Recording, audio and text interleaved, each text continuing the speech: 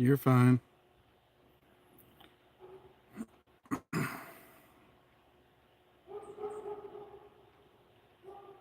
What's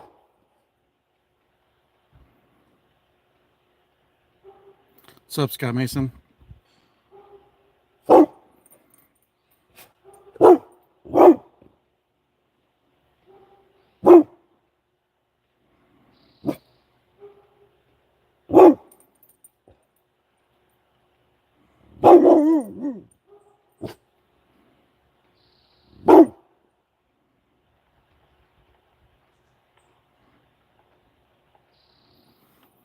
Doing all right. Kind of a slow start to the day.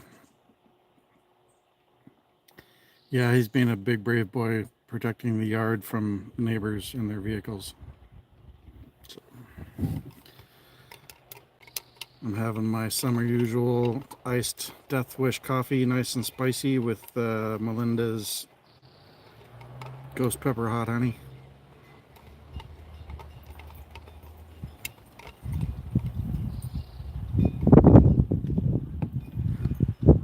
Weather's pretty much the same as yesterday. We'll see if it.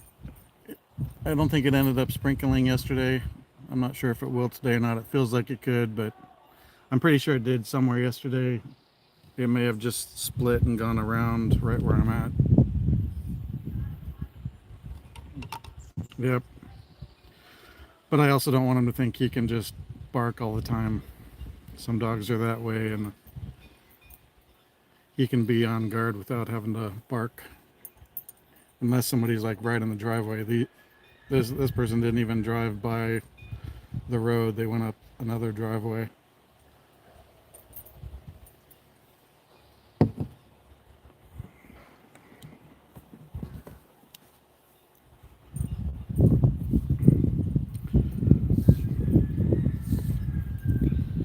How you feeling today?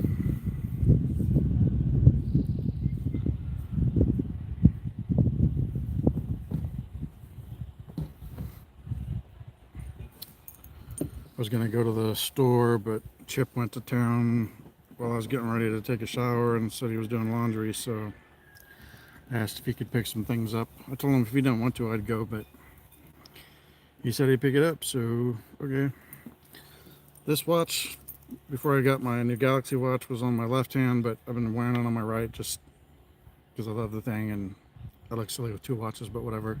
But I've noticed when I put it on, it was the same size as my other wrist, and it was not tight but snug enough to not be flip-flopping around, and now it's flip-flopping around.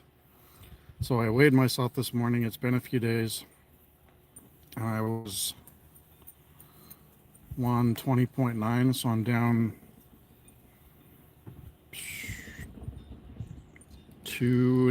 over 2.5 pounds since last weekend or so.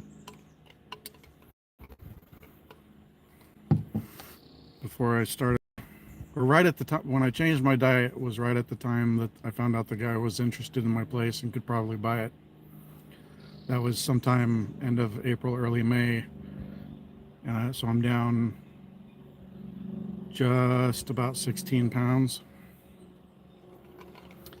I guess 15 point something.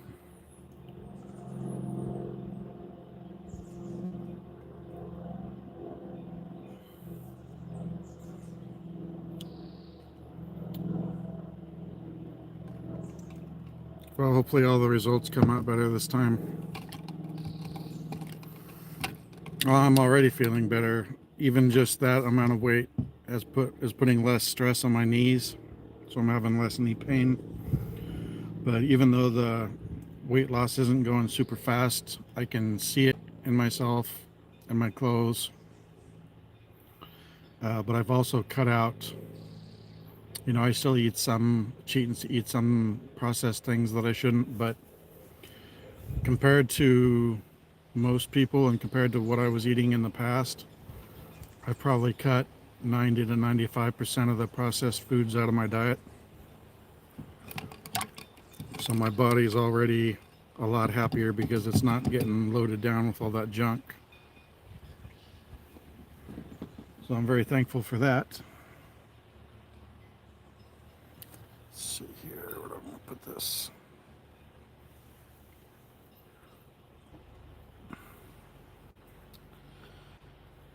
Yeah, I trimmed my neck, and yesterday I shaved this part. I didn't trim this yet, but baby steps. I do a piece of it each day. Probably tomorrow I'll trim this up in the morning before I do my live. We'll see. Tomorrow or Saturday, probably. Probably tomorrow, because Saturday or Sunday I really need to. Exactly, so it's only going to get better. Um, Probably tomorrow or Saturday or Sunday I need to grab Chip and go down. Ow! What the fuck? I think something just bit me. I don't see a bug on me, but that felt like an ant or something climbed up my leg and bit me right there. Sorry.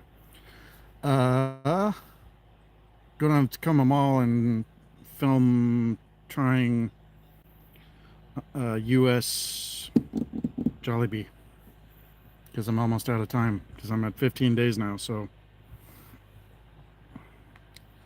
I want to get that done, because that way then when I'm there, I know the Philippines Jollibee will be better, but that way I can compare the two. So I'll do one video, and then I may not even have time to put it out until I'm already in the Philippines, but I'll be able to compare pretty close together, only a couple weeks apart, US and home team advantage Philippines Jollibee. Those videos, especially if I chop some of them down into shorts, if you look up like first time trying Jollibee, those things get tons and tons of views. So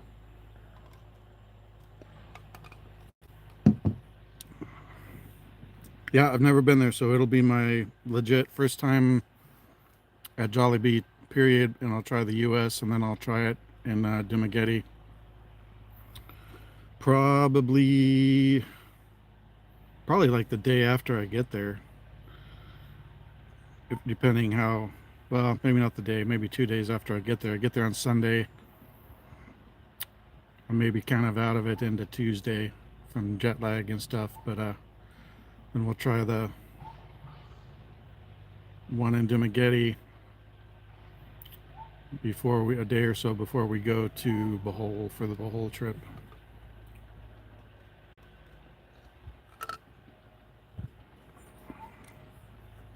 Four months ago, I was still thinking I was just doing a trip this year. 4 months? Yeah. Even 4 months ago, I thought I was doing a trip this year, but not being able to move for 3 to 5 years, probably 4 to 5. And at that point, I might have gotten sucked into maybe trying to stretch it to another 5 to get my shipyard retirement. So I just needed to get the heck out of here. Yep, I want to try the burger steak, chicken joy, which is the chicken with gravy. I don't know what the Y4 burger is. I know there's Yum Burger. Hey, Kubrin. How you doing, buddy? I do need to try the Philippine style spaghetti. And I know what is it? The pineapple juice is supposed to be good, but somebody said there's another juice that's supposed to be good, but also there's not just the peach mango pie, but there's another pie. I don't remember what it is that I want to try also. Oh, I've got to try the spicy chicken sandwich. Both of them look amazing, but what I really like about the spicy chicken sandwich is it has the slices of raw jalapeno. I love raw jalapeno on stuff. That's super good to me.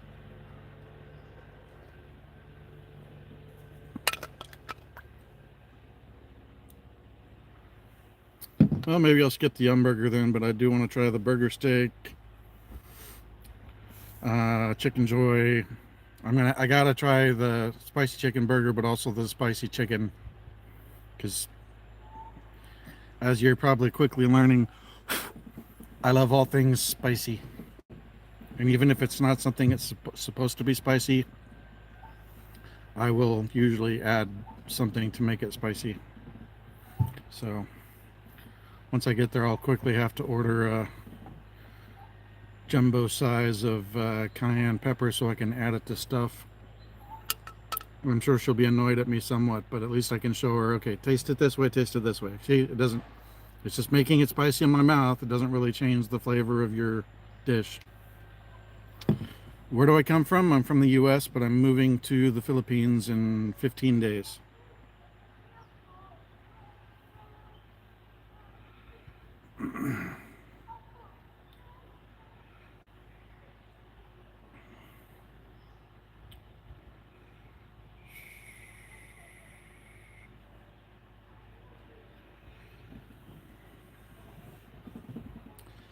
I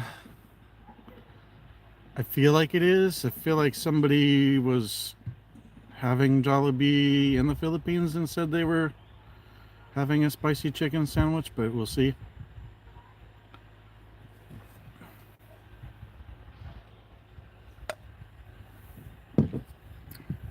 If it's not, I'll sneak in slices of my own pepper and put it in.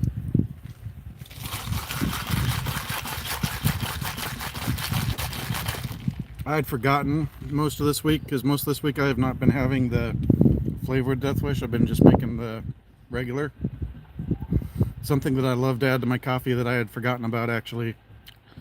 Welcome from Indonesia, Jafar. Is about a half tablespoon of turmeric. The first few times you have it, it's a very strange flavor, but I get used to it very, very quickly, and then it tastes odd with having it without the turmeric. And then I also usually put in ground clove, cinnamon, and nutmeg. Yeah, well, their chicken sandwiches, they are big hunks of chicken, and it looks like it's good quality chicken. Some people are saying it's rivaling Popeyes and stuff like that. So yeah, turmeric's got a lot of good health benefits. It's good for metabolism, good for inflammation, which is good for my knees, for my joints. Lots and lots of good health benefits. And I really like the flavor. Sometimes I even add it to my rice when I'm cooking the rice. I did it one time just to try to see how it would cook, flavoring the rice, and I put turmeric in, cinnamon, ground cayenne. I can't remember if I put any nutmeg in or not. And it comes out obviously a bright yellow color because of the turmeric.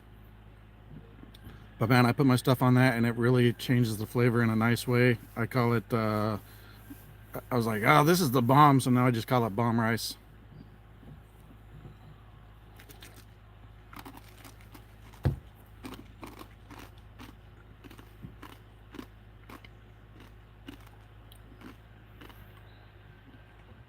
I think it's cool that the Jollibee brand is taken off in the US.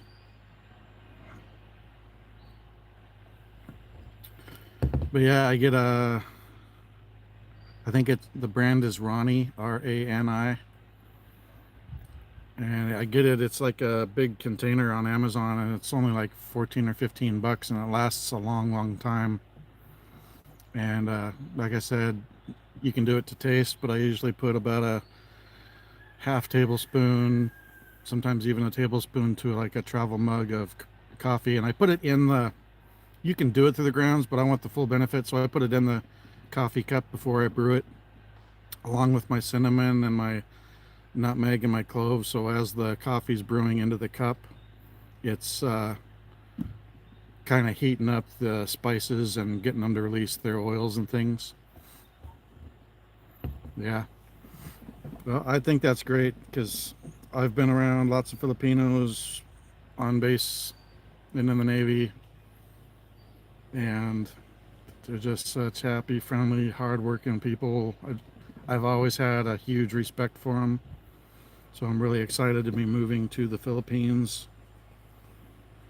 And it's been, end of September will be 30 years since I was in boot camp, so I'll speculate that the guy that was my company commander is probably not around anymore, but and I can't remember his first name, but I do wish if he is still around I could find him. I don't know if he's around, if he's in the US or back in the Philippines, but he was Filipino, and then the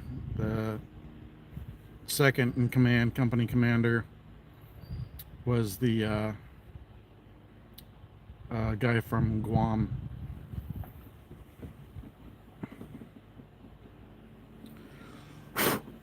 My son said, I think the guy moved or transferred off the ship, but he said there was a Filipino on his destroyer that he was really good friends with, and he said he loved hanging out with him because he was always happy and smiling and joking, and just always brightened up my son's day, even when he was stressed out from being at sea for a long period of time. And he said the guy was always talking about how happy everybody is in the Philippines, even basically having nothing, they're still happy and appreciative and friendly. And you know, that's what I was totally separate from all the stuff I've been telling my son about what I've been learning about the Philippines. And now he's been friends with one himself in person on his ship, and been to sea with them and seen it firsthand, the kind of people they are. And I think they should bring back, I know they're having trouble with the recruiting quotas. I know it probably changed when they became fully independent and weren't a protectorate of the US anymore, but I mean, we have such close ties with them. I feel like since they're talking about recruiting illegals, undocumented border crossers, what they like to try and call them now, unaccounted for migrants is another one. I feel like they should open recruitment back up to the Philippines. I think that was such a huge benefit. I mean, if they're going to let illegals do it in the US, open it up to people that actually like us. And I think that would create another generation of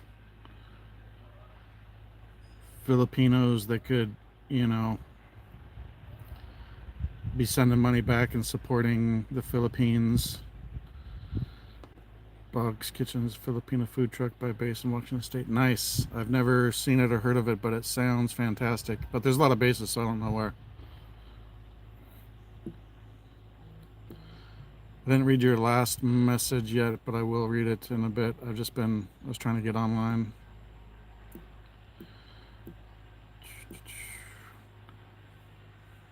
Yeah, I'll check it out at some point.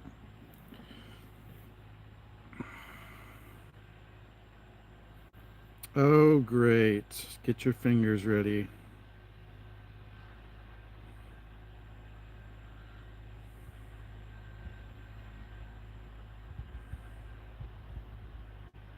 Sounds like somebody that's coming in intending to be a troublemaker. Yep, bye-bye.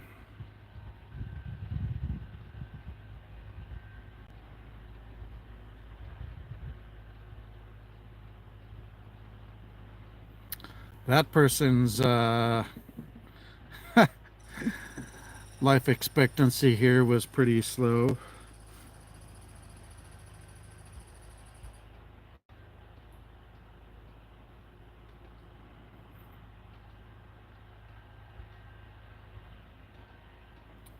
Okay, let me do it so I can ban them.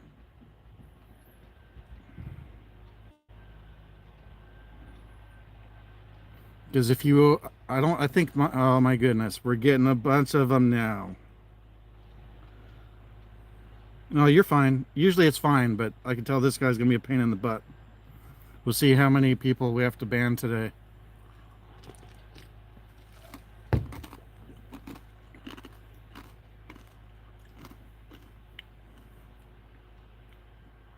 It's obviously somebody that has made a bunch of additional channels or a bunch of additional accounts just to be a troublemaker.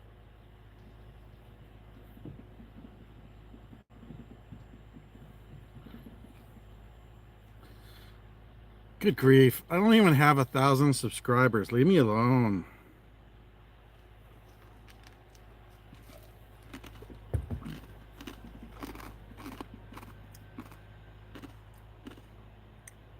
Hey, Squidly, how you doing, buddy?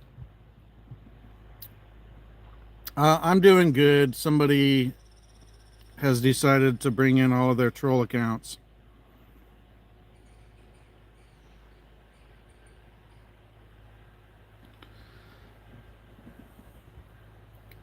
I am, but he comes back in about 20 seconds later with another account.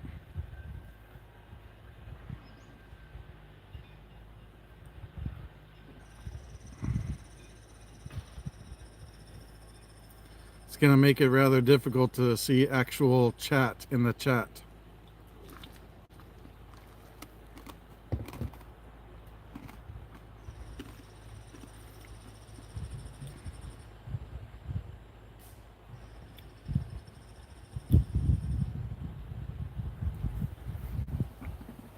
I bet it's somebody that I annoyed in Cheese channel last night. It's probably Kiss.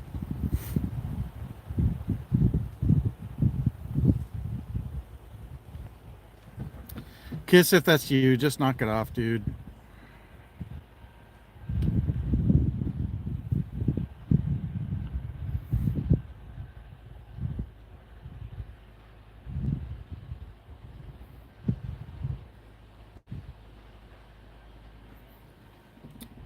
Here we go again.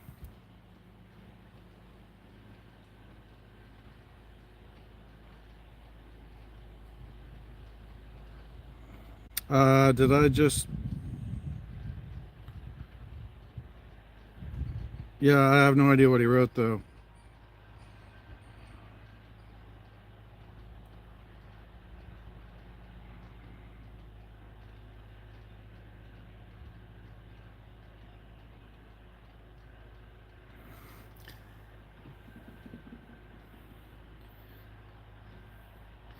Yeah, I bet it's Kiss from Cheese Channel. Be a child.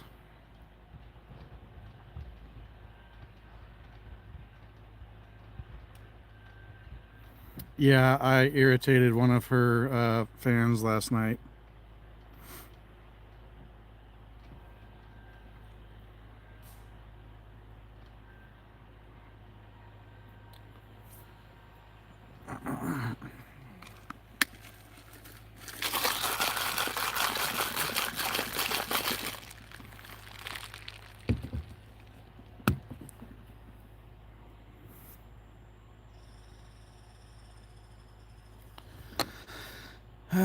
It's going to be one of those days.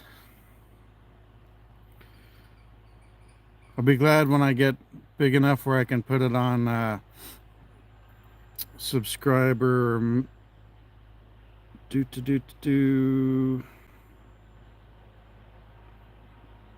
member only. Yeah.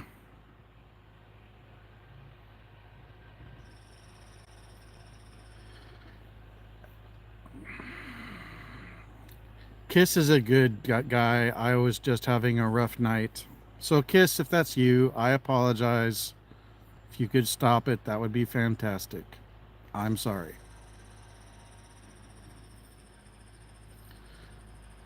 I don't want to go horizontal because vertical lives show up in the shorts feed.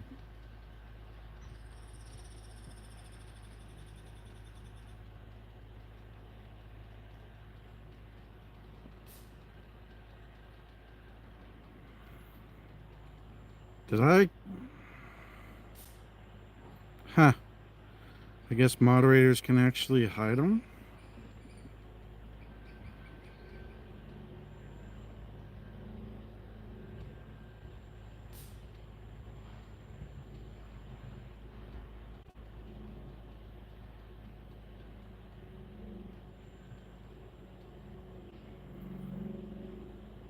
Oh, man.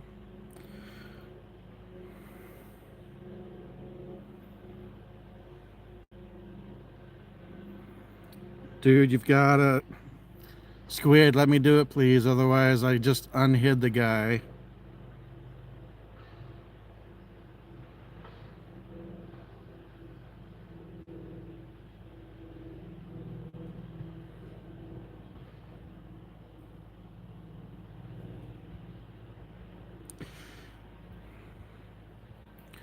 Squid, stop.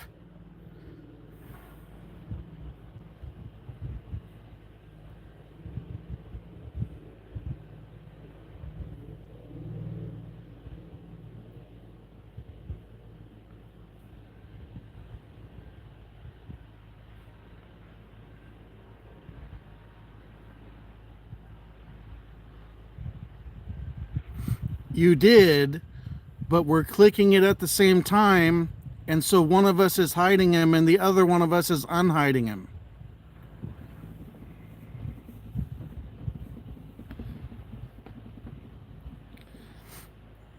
Normally I'm fine if it's just a random troll and somebody times them out or bans them, because that we can figure that out. But when it's somebody coming in with 20 channels, just let me grab it, please, unless I'm super busy or not watching the phone off doing something. Then feel free to do whatever is needed to be done.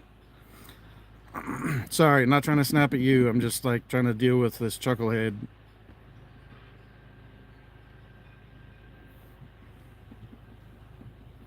So anyway, how are you doing, Squidly? You said you're having coffee at 5 a.m.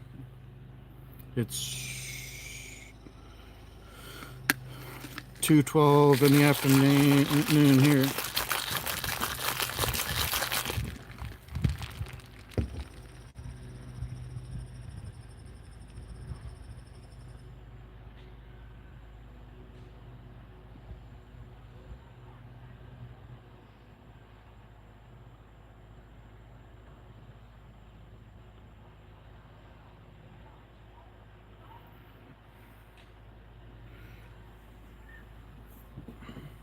Everybody has bad days.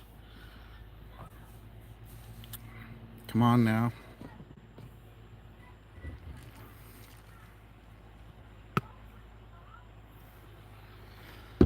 Oh man, yes, it's cooler this week than it has been for a few weeks, and I'm already getting more acclimated to um, warmer weather. Obviously, not as hot as the Philippines, but even now being like low 70s is almost feeling a little cool if there's a breeze.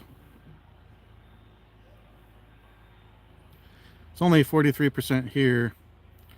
Um, yeah, man, this is going to be a long-term problem because a lot of people's homes are jacked, and it's not like when you get flooded out, um, it's not like once the water recedes you can just go back in, because then you've got to deal with damage and mold and really long-term effects. And that has long-term health effects because you start getting that black mold. So I'm really praying for the people in the Philippines.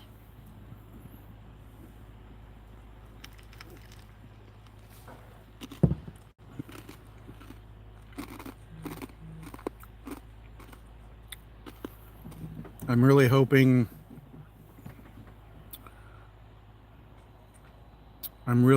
that my flight will happen when it's supposed to, or that if it comes down to it, that they can reroute to Cebu instead of Manila from San Francisco. That would seem like a pretty straightforward fix. I had already heard from somebody that went to Boracay and it was storming, so they were basically stuck in their hotel, and they were supposed to fly out yesterday, but since the Manila airport was flooded out, their flight was canceled, and the next one available was Saturday to go to Cebu and then go to their next destination.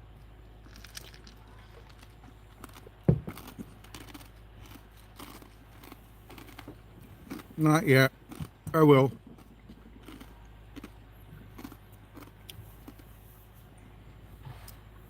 I didn't know if it matters how close it is, so I was just waiting.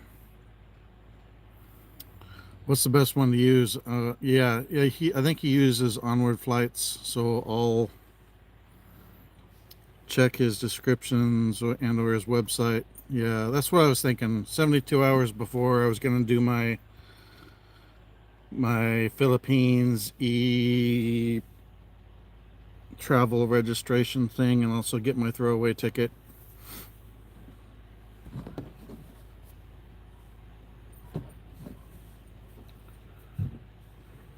EPH app to load up what?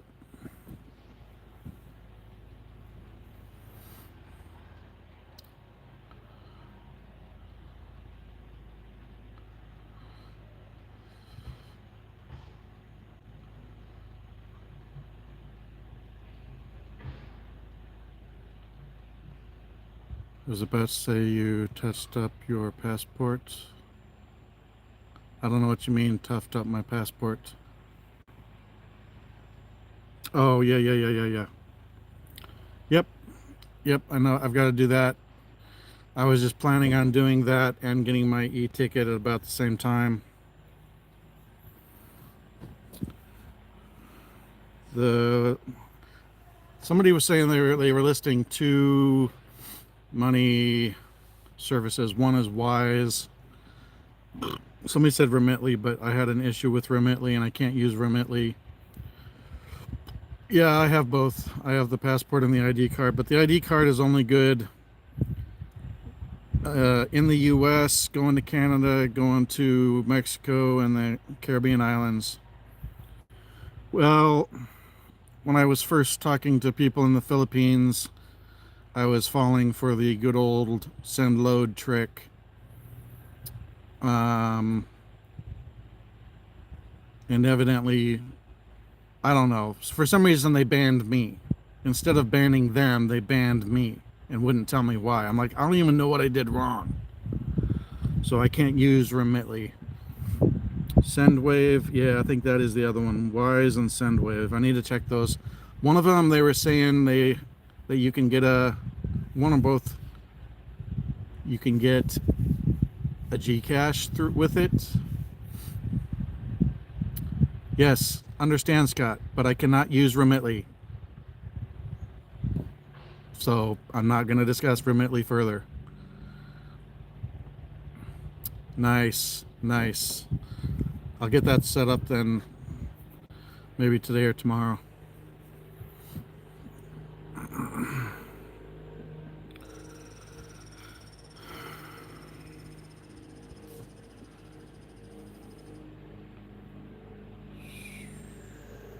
Sendwave's an app. Oh my goodness, what is climate?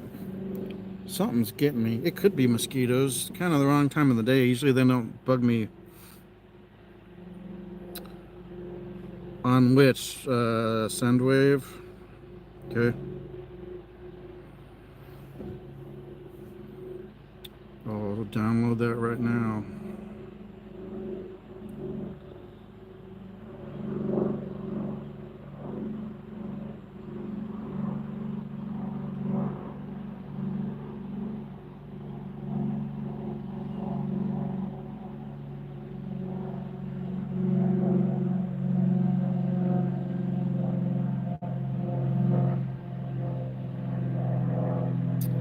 So there's that, and I need to get Wise.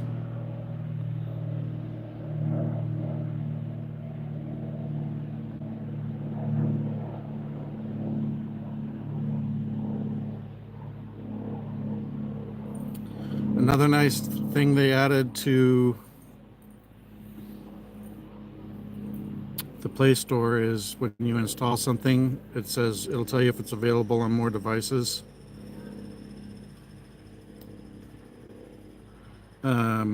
I can tell it to install on my other devices. Yeah, well, I can't use Remitly, so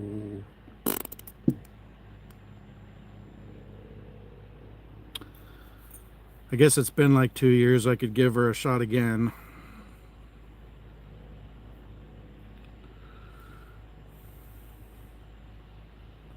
I don't even know what I did wrong.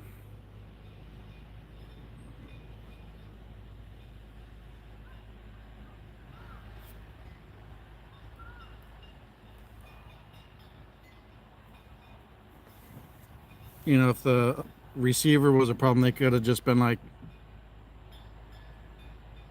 did they froze you too? Yeah, we can't tell you why. I'm like, that's dumb. I wasn't doing anything knowingly bad, so you've blocked my account and banned my account. Tap, tap.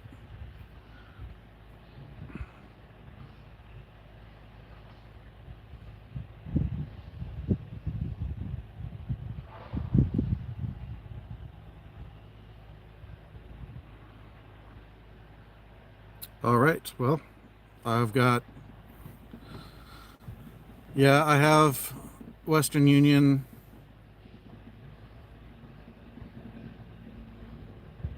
Your bank banned you or Remitly did? Okay, if you guys can type out full sentences so I'm not trying to piece together which comment goes to which comment, that would be super. Because right now I'm confused.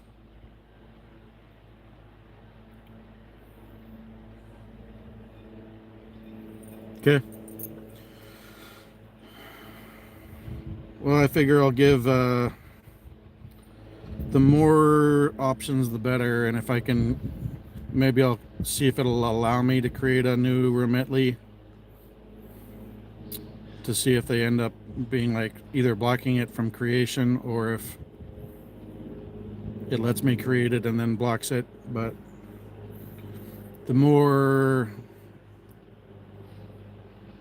yeah, but I like having other options in case one is down for some reason, or have multiple set up in case one flips out on you, or if it comes down to it and you need to send more than the daily limit. Oh my goodness, you're killing me. I know you're trying to be helpful. I know you're trying to be helpful. I just I can get overloaded with too many things.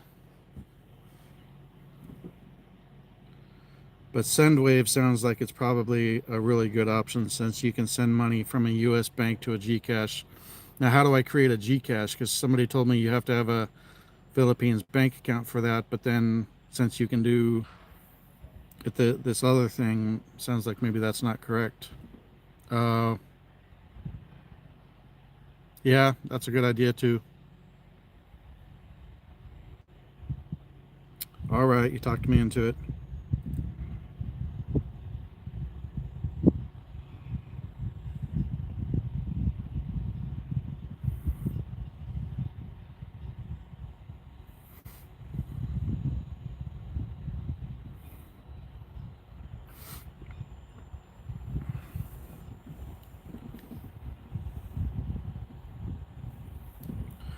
Right, but how do I get a Gcash wallet? Because somebody said that they were able to get a Gcash account themselves through, it was either Wise or SendWave.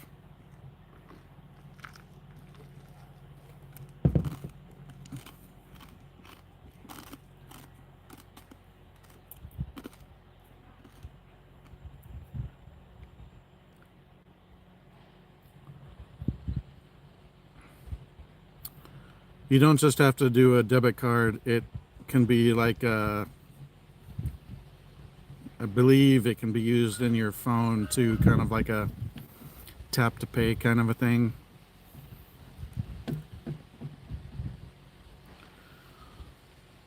And also like Western Union, it has high fees, but another way to send money to somebody for a bank account, reload their phone, or even send it to for cash pickup at almost any place that does a Western Union pickup. Will also does Zoom, XOOM. That one is owned or partially owned or partnered with PayPal. So There's been times that I've had trouble with Western Union, but it's pretty simple to use Zoom because sending through Zoom is within the PayPal app. So that makes it a lot easier just using one app. And I think you can send to Gcash through PayPal, but again, you still run into the fee issue. They're not cheap.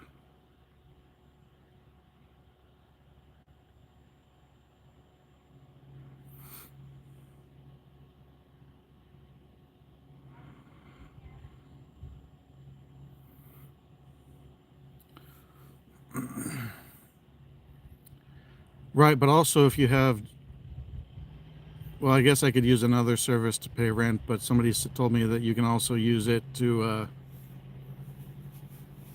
pay like your utilities and stuff. Hello, Ice. How are you?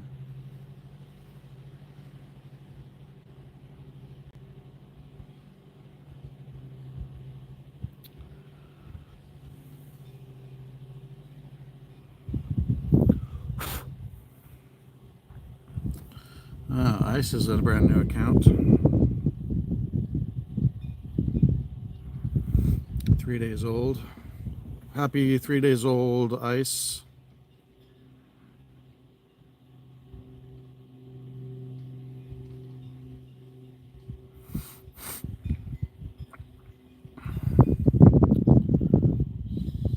I pay to Gcash from SendWave.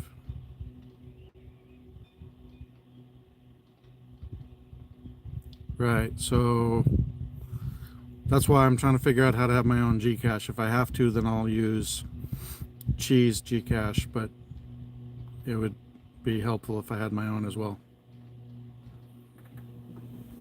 That's where I'm trying to find out, because previously people had said you had to have a Philippines bank account to have a Gcash, but they said they were able to get a Gcash in conjunction with their Wise or SendWave account. Yeah, well, I'll have that in 15 days, 16 days.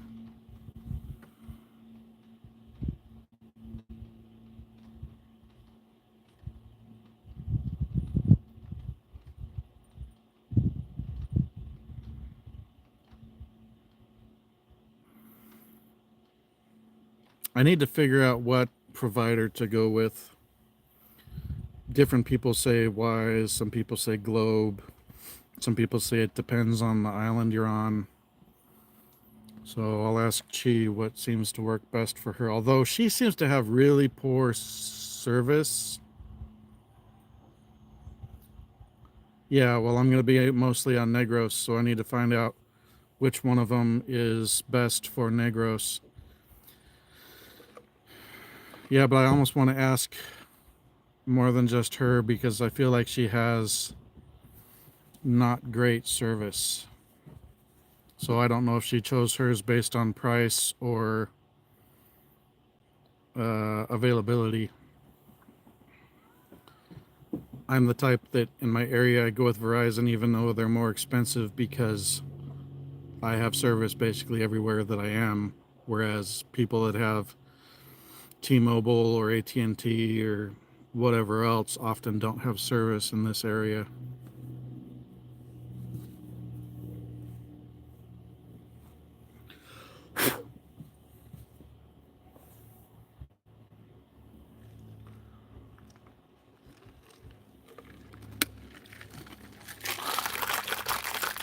Maybe I can comment on like Sunshine and Geo's videos and ask them which they use. Get kind of a, because I don't think Geo is, I don't know, maybe he's right in Dumageddon, but somebody said something about Geo, but it could have been a different Geo being a little further out. And I know Sunshine is in San Carlos. Oh, you had both? Well, I think I can have, I don't know if it's one eSIM or two eSIMs, or I can get I could get a physical on one and get an eSIM with the other, and then switch back and forth as necessary. Because I mean, it's not like it's for U.S. money. It's not like it's expensive over there.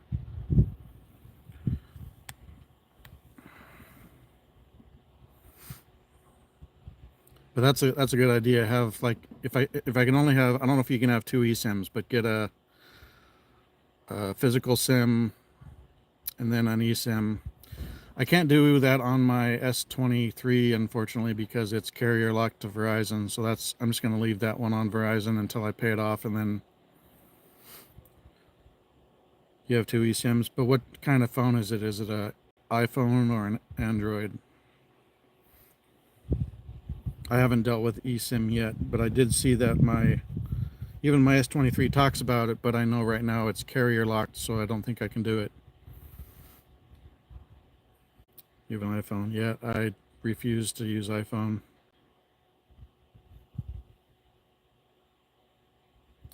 I don't know because, and I don't know if they ever said what they use, but whatever.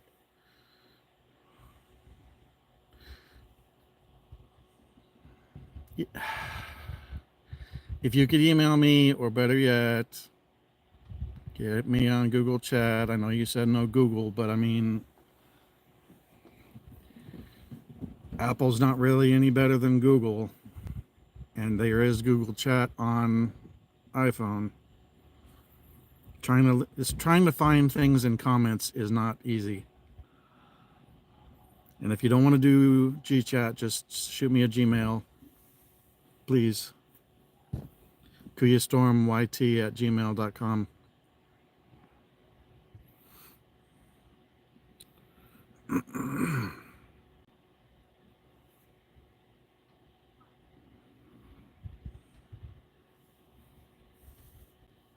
Okay.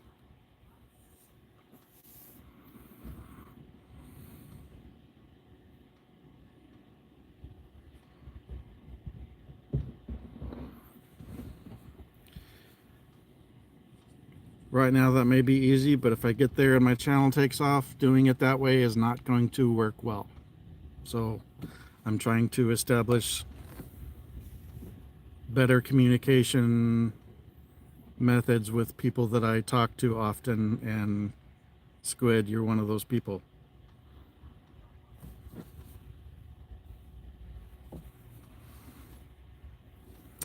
How is packing going? Oh, it's great. I'm almost done. How are you doing, Michael?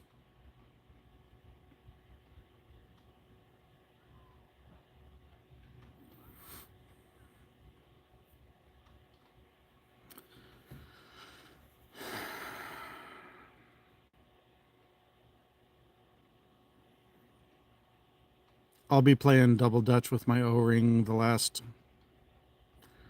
I say 2 weeks. Tomorrow is 2 weeks. The last 10 days. Yeah, I didn't know until like this week or maybe last week that wasn't even an option. I thought those only applied for people that were married to a Filipina, so I need to do those.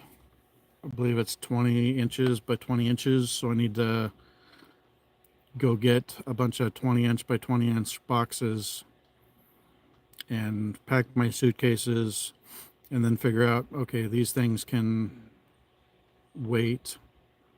How much do they cost you to ship each box? How big's the extra large box? Is that the 20 by 20? Good morning, Matets. Oof, $90 each. That could add up quick, but what I might be able to do is pack them so that put like a number on each one, and the guy that bought my house be like, okay, once a month I'm going to have you ship me a box, and just pick the next number, because I'll number them in order of how soon I'd like to have something.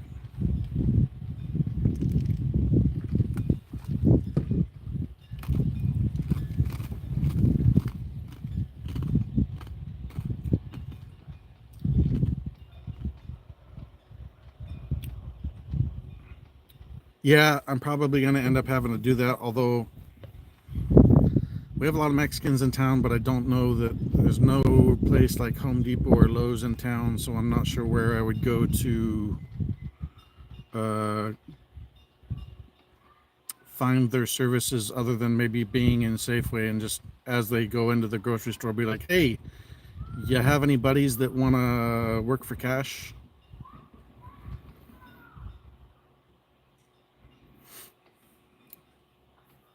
I've got so much to go through in this house. I've got to call my dad today. I need to know when he's coming to get this vehicle, because part of the reason I've waited on packing is I'm going to go talk to my neighbor today and be like, hey, can we move the vehicles today or tomorrow or this weekend and get 2 of the vehicles out of the way? And then I need my dad to get up here and get the last vehicle because he wants to take it and fix it up for my mom. And then I can have a dumpster brought in. Because there's a lot of stuff that if I had time, I could probably donate it or sell it. But there's a lot of stuff that's going to be small items that I'm not going to be able to just really deal with. And I don't have a truck or a van to load things up to drop them off at a donation place. So unless it's a place that picks things up, and most of them really only want larger stuff, a lot of decent stuff is going to go in a dumpster, unfortunately. There's just not really a way around it. But I need these vehicles gone, otherwise it's going to block parking and stuff. So hey Annie, thanks for coming in. Anytime. Got lucky one of my boys was moving with his fiance. Man. Yeah, well, my son is in Hawaii and he's on deployment, so yeah.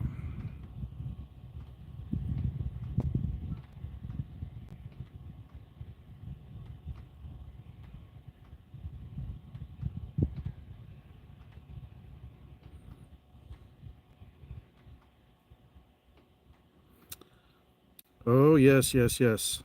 I was watching your live stream. You're the nurse. I was watching you care for the babies.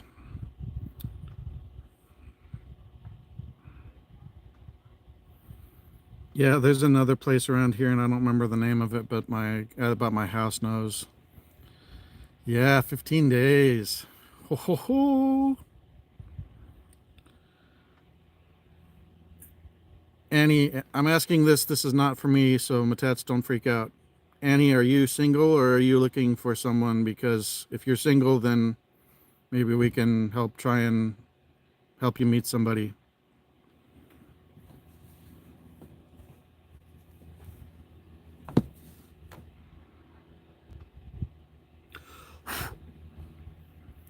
I met Chi in her live stream. Interestingly, I just watched, man, why do I always forget his name? Chad, I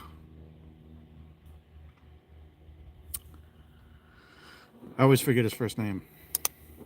One of the newer YouTubers.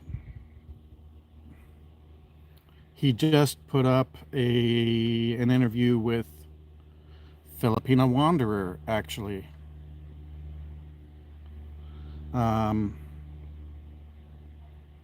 Let me just real quick find.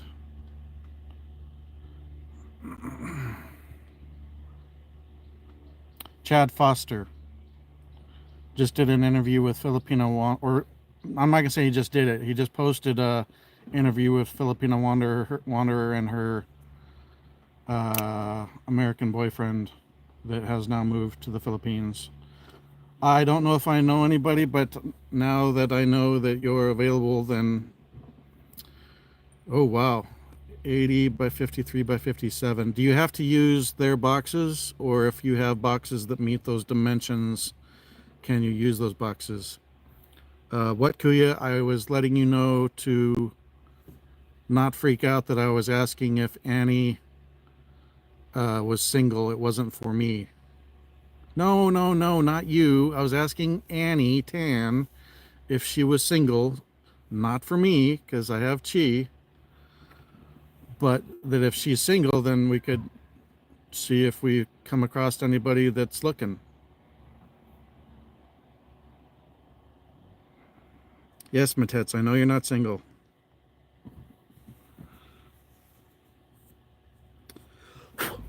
Matets has been married for a long time, so it's not a new thing, Squid.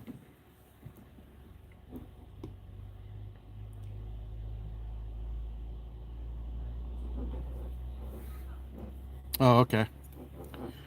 Well, you've been out of Jasper's streams a lot and haven't really been in mine. Um, do I know somebody? Not right off the top of my head, but I'm always trying to talk more people that I know into going to the Philippines. So I will keep you in mind because you're obviously a smart lady and you're a nurse and you're a neonatal nurse. So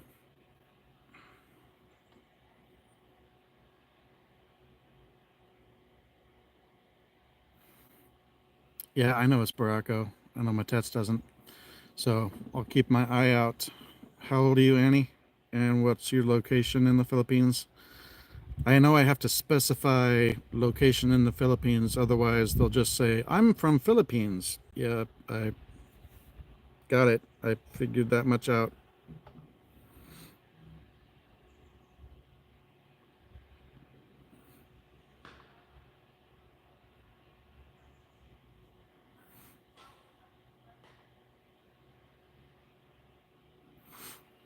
And you're in the Phils right now? Well, what are you doing? What's up, buddy? I'm just chilling.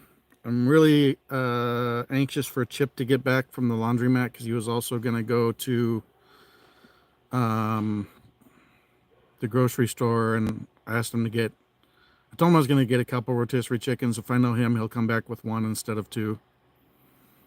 And I'm starving, so I'm gonna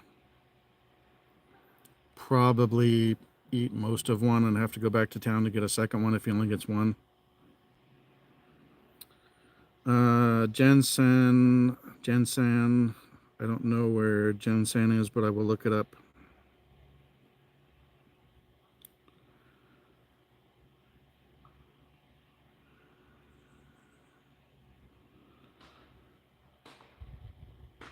So General Santos, so that's Mindanao.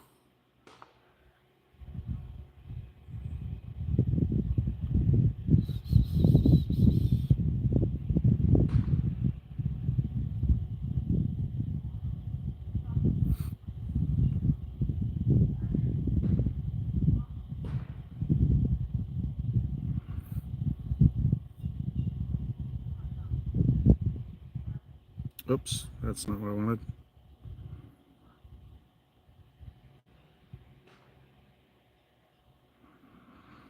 And why is that in light?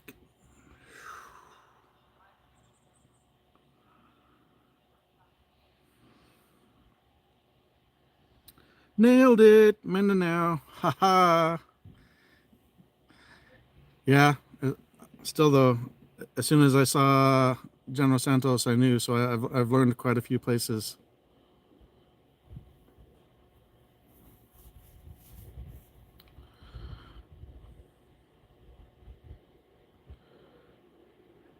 Yeah, I'm excited about Behold too.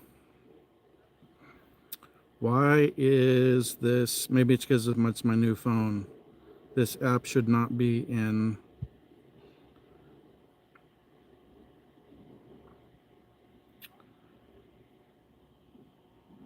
Do, do, do, do, do, do, do, do, do, do, do.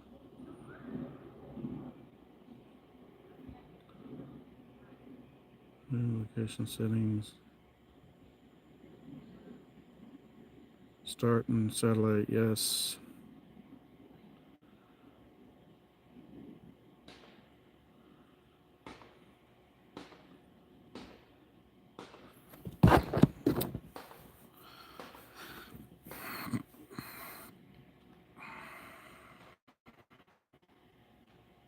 For some reason, maps on my new phone is in light mode instead of dark mode, and I hate light mode.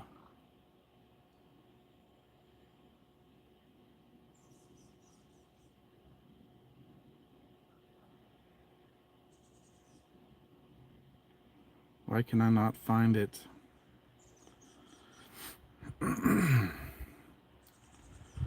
Doobie doobie, personal content.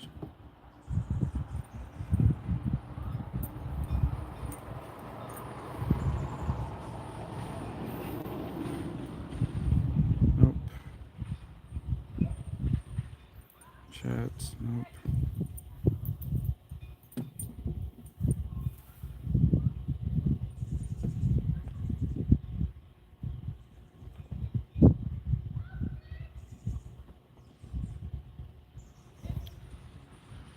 Anybody know how to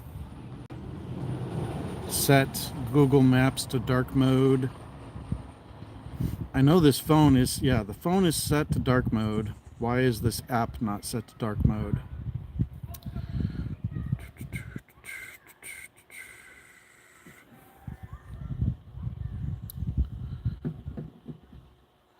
Chip is an awesome friend. I've been trying to get him out here for like 2 years. It took this long to get him here, but he had to help his daughter, and then he had health problems that with his heart that slowed him down. But I'm definitely gonna miss Chip, and I hope he'll come out.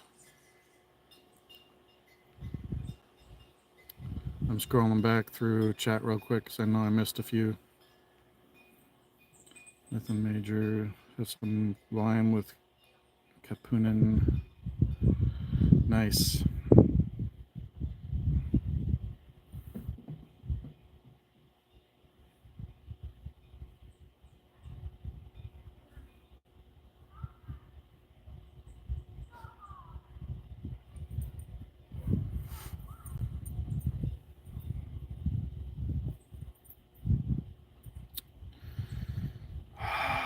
Silly.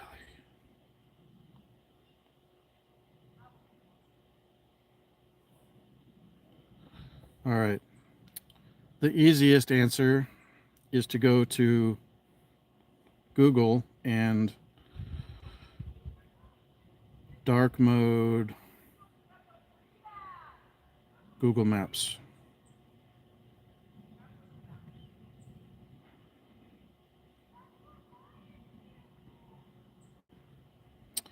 Profile picture. Settings theme. See, I thought that.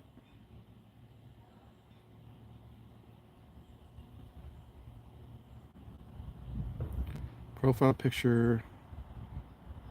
Settings theme. I swear I did that.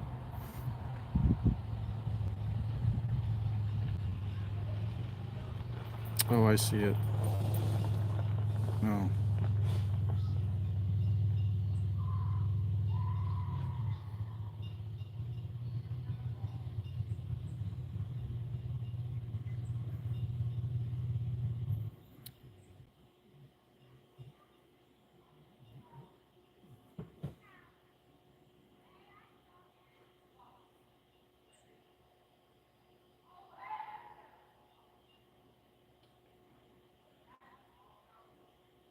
No.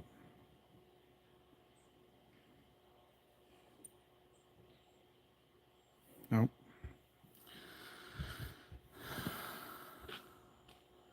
What's up, buddy?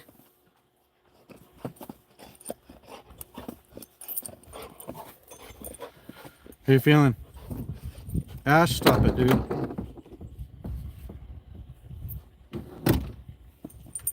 Down. Down.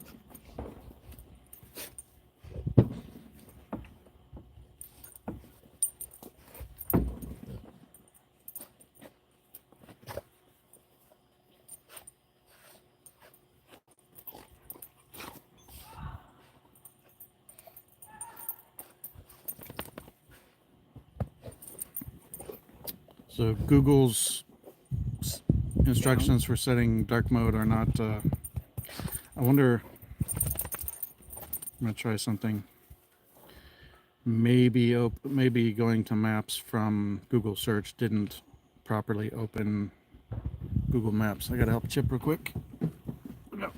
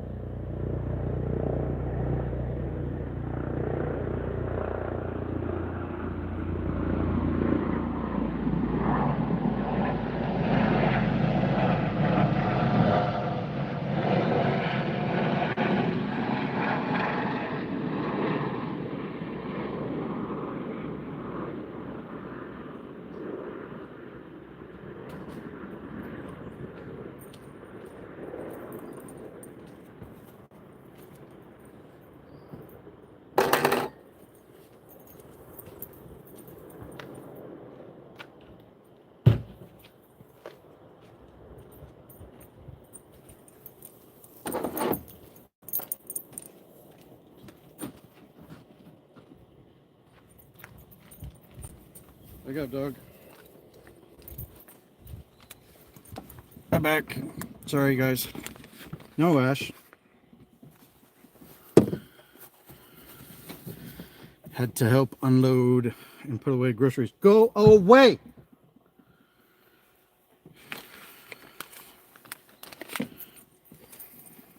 So you get to taste my real cooking tomorrow. I think I've had some of your real cooking, but okay.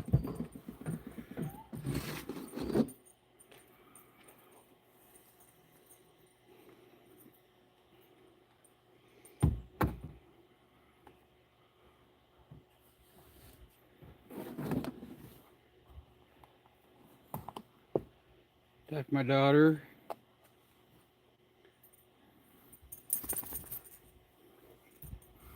Yeah? I was making seafood Alfredo for my birthday, and she was like really jealous because she loves mine.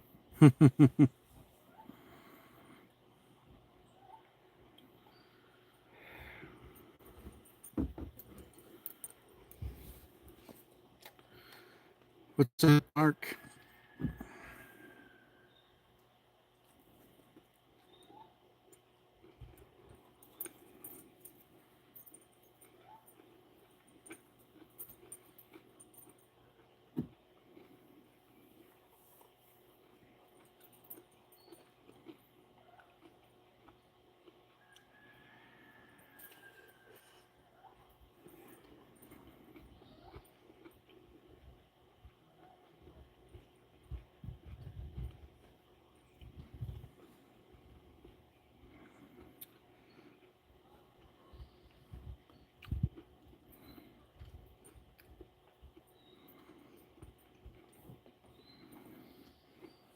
Go away, dog. All right, see ya, Scott. She won't be in, no internet in the province, and she's on her way to Bayan to get stocks for her store today, and then tomorrow she'll go back to Valencia. So she'll be a busy girl today.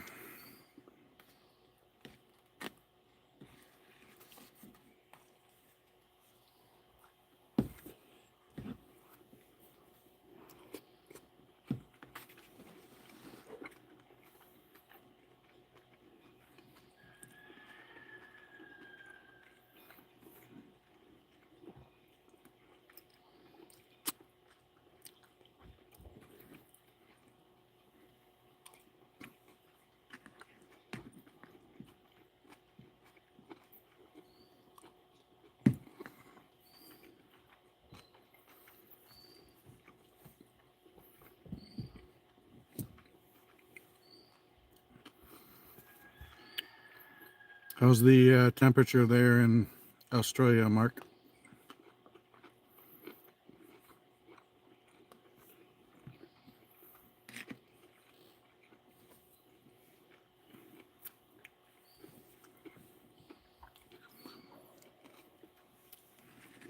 It is Australia, right? Not New Zealand.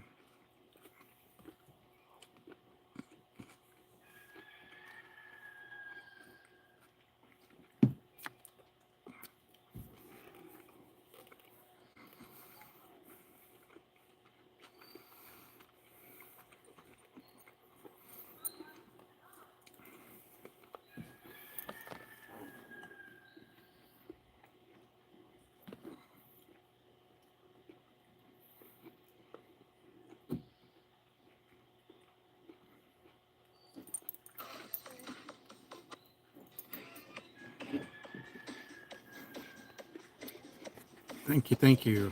I have not eaten yet today, so.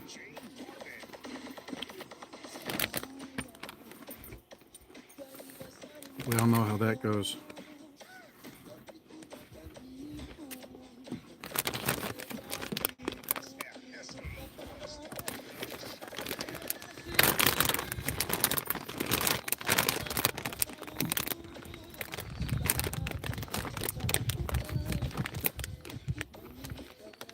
Or were you wanting me to make a salad for dinner?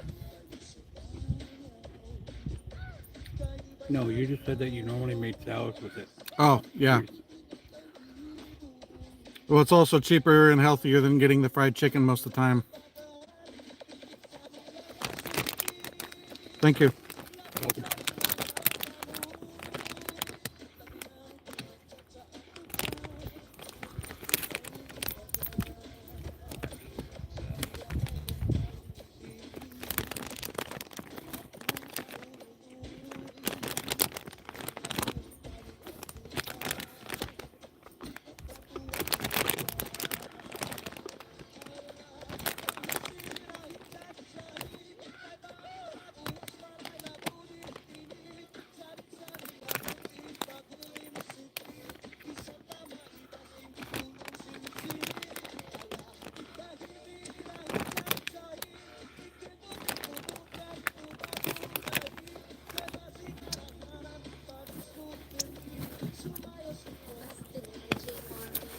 All right.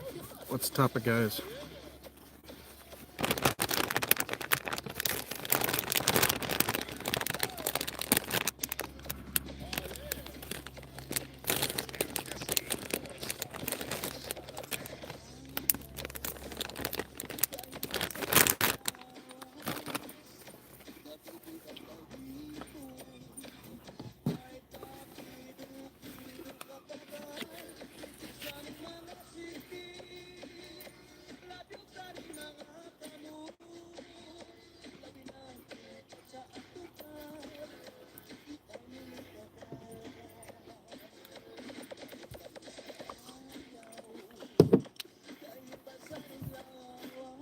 Oh, down to 2.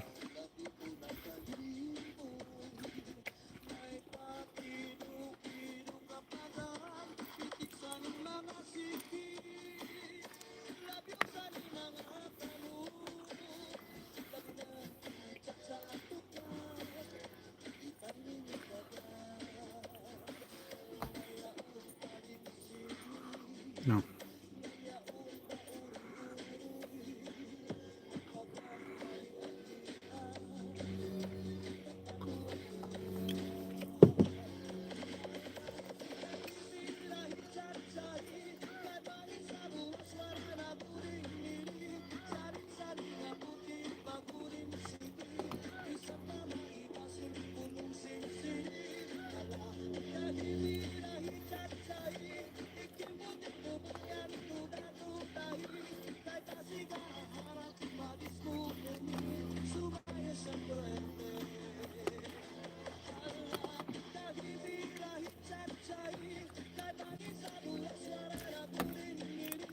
All right. Who else we got in here?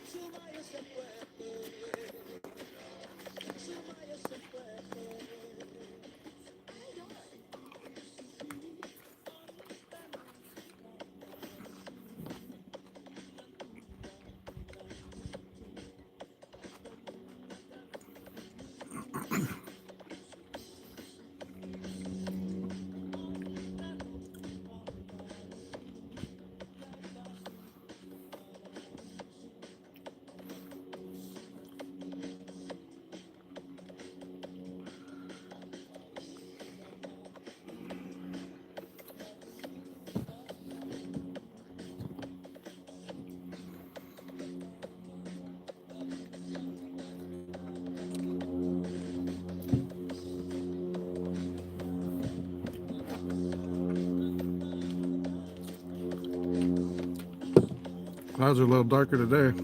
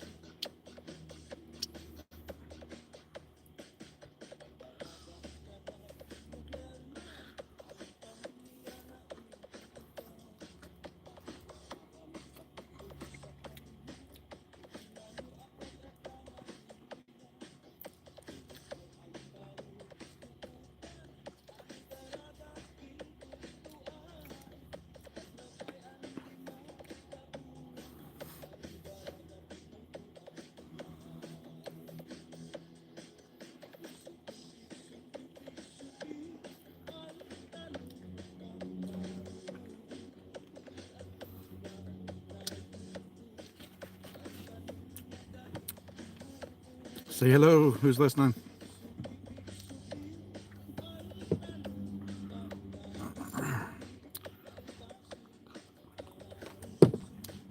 Have questions or topics you want to discuss?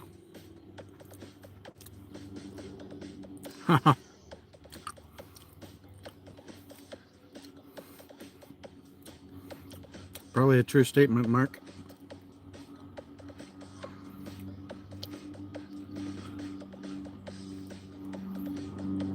But I don't blame her with her family being, some of her family being in danger from the typhoon a couple days ago.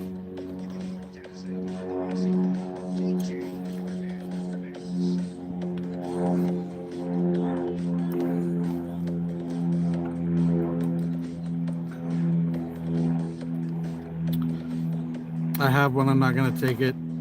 It's old enough. I should get a replacement. I hate using it.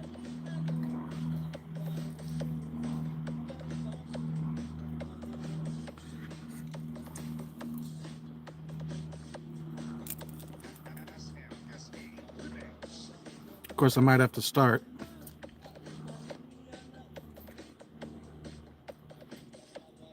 If my snoring is too bad for Chi.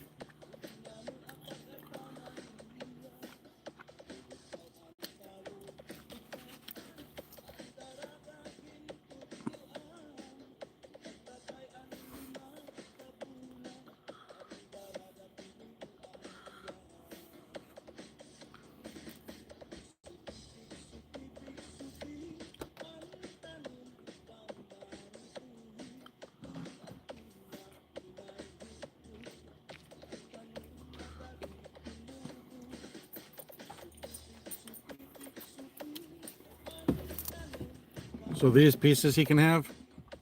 Yeah. Ash.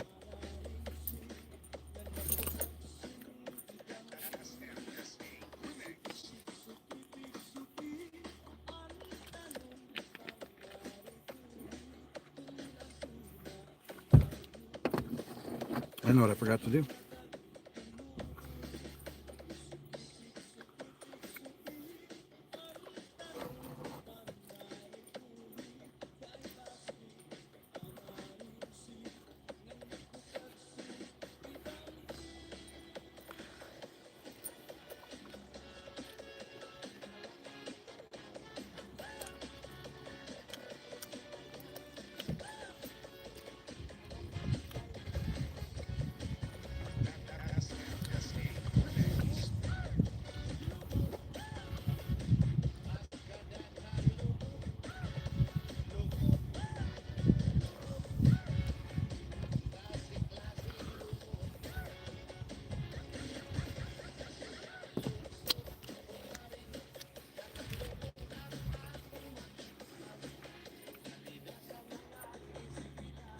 For me, I liked the mask if I was going to use it.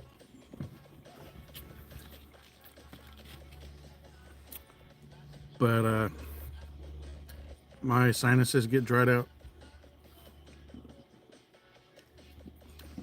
Might not be as much of a problem in the Philippines, but I had to run the humidification part of it so high it would run out about 3 in the morning. And so I'd either wake up with my lips glued to my teeth and a bloody nose from dry sinuses, or I'd have to wake up and fill it up. So then I'd have to go back to sleep. So I was getting better sleep, but it was broken up by dealing with the water reservoir that wasn't big enough, and I kept trying to find one that had a larger reservoir and could not. Ash? No.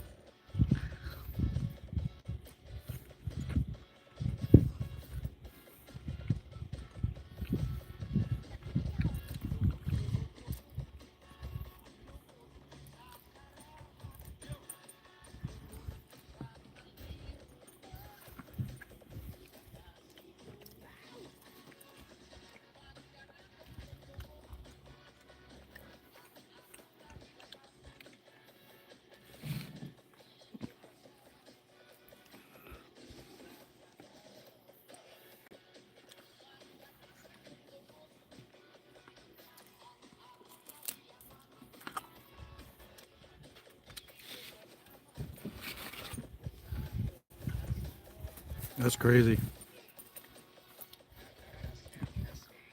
I never really paid attention to what the humidity numbers were in Hawaii, but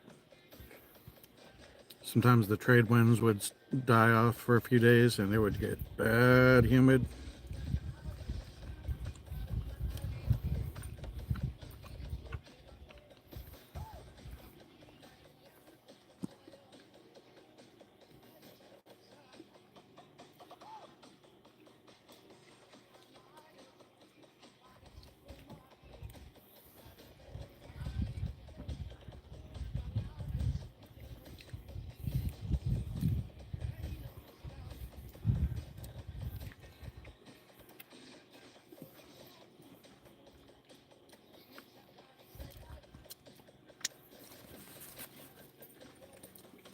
Oh my, just strong hands.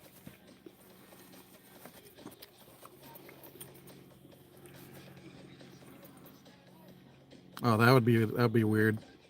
Cool but high humidity.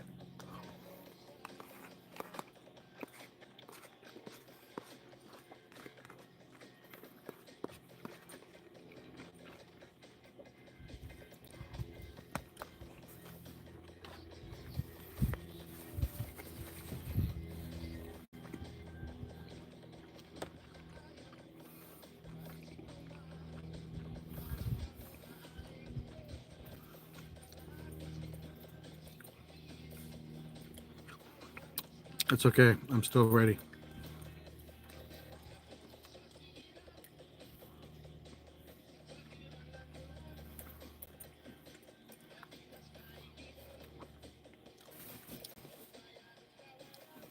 Tomorrow is Chip's birthday. You'll be, what, 62? Me? Yeah. 63.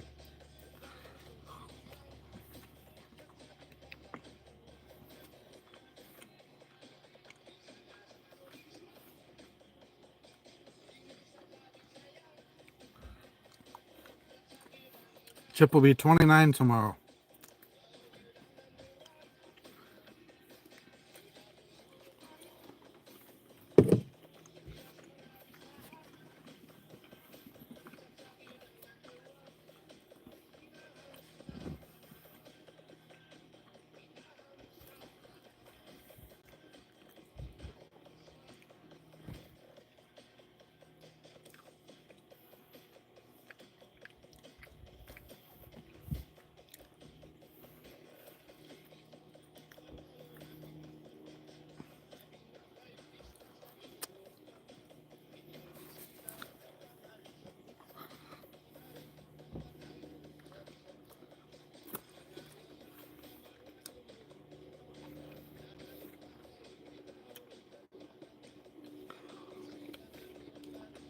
I'm gonna wait a few more years.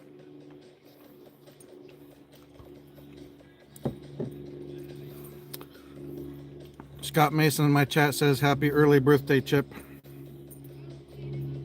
What? One of the guys in my chat says happy early birthday. No, thank you. Mark says happy birthday. That's 2.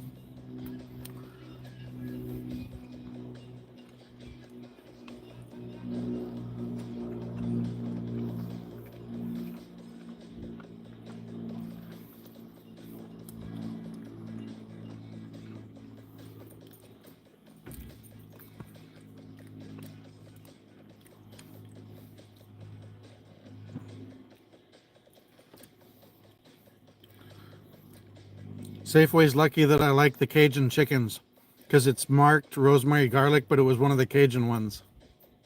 Yeah. Yeah. I thought it was traditional. Yeah, I know. She told me it was marked right. See, the color is the type. I know. She told me it was marked right. Oh, no, it's Cajun, which is good. I love. It's got like the blackened seasoning on it. She told me it was traditional. Oh no. I got my garlic again. Well, that's not good. Is his nickname Fish? No.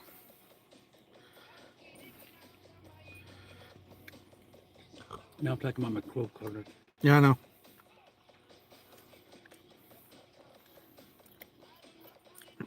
Michael says, "Happy birthday, Chip. You're a good friend and a good chef." Ooh. A guy in my chat named Michael. No thanks. Chip says, "Thank you."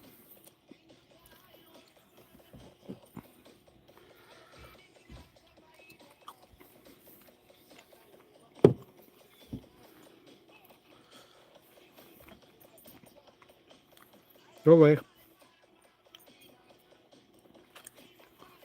Ash is being a little excessively needy.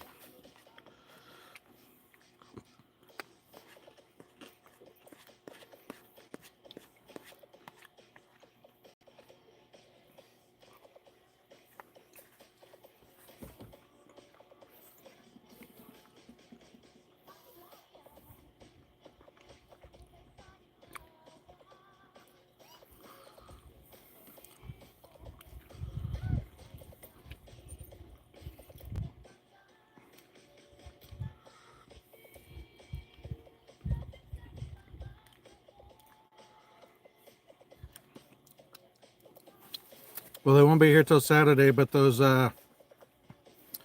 Keen water shoes, those will be your birthday present. Thank you.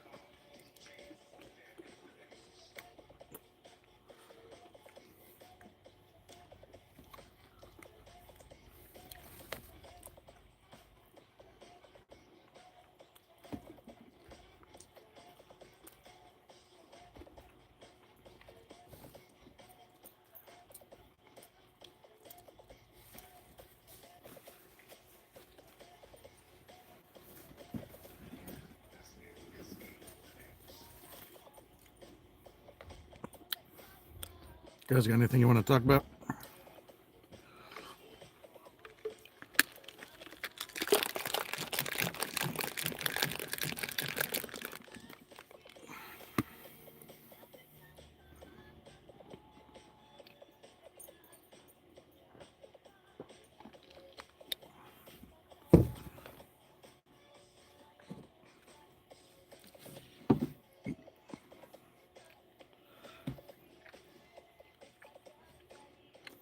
Gotta be something.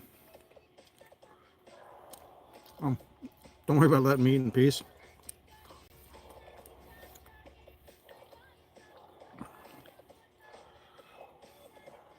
If I wanted to eat in peace, I wouldn't be live.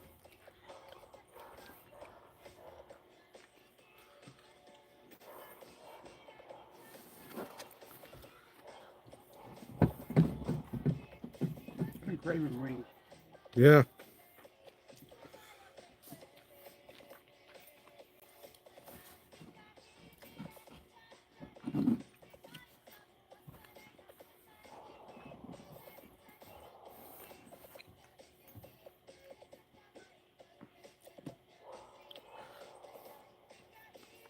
I will miss the rotisserie chickens. I'm sure I can get roast chicken over there. I'm just saying, walk into the grocery store, walk out with the roast chicken.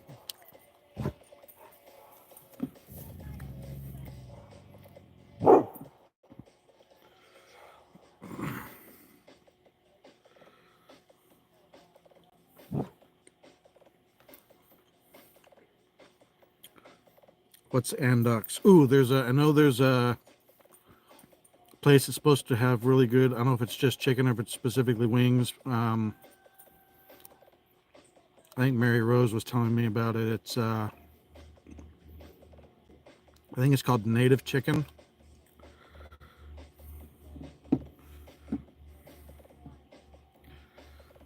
I saw some of the food they had there and it looked amazing, and that's in DUMA, I believe.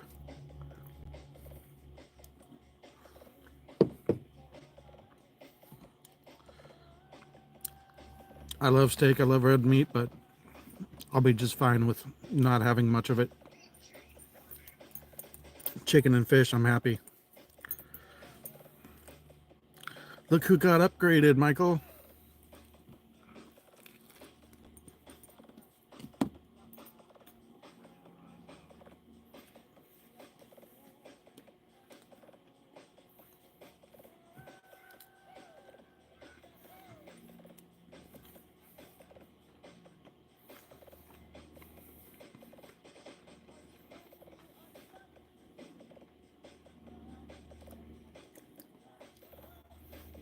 I just had to get some food in me because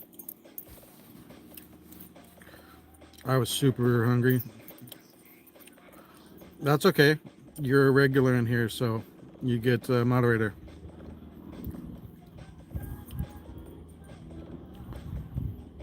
I'll have to see where that's at, see if they have it. And unless that's a place in the U.S., I feel like you're telling me that's a place for the Philippines, so I'll look for it.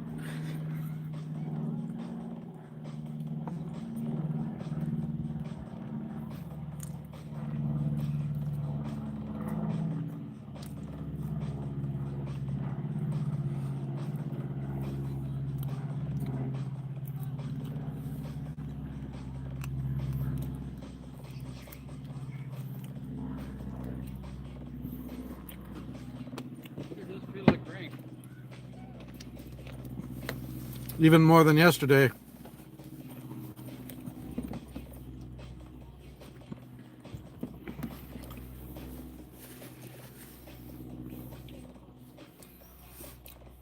So it works for me.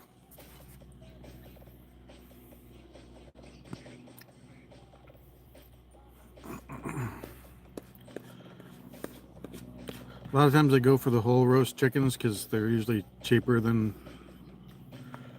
pieces because they have, less work.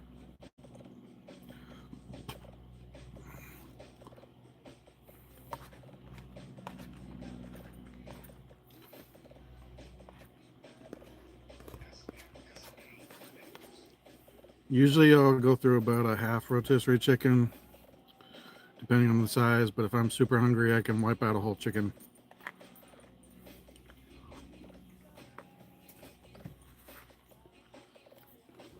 But when I do it, that's all I'm having is just the chicken.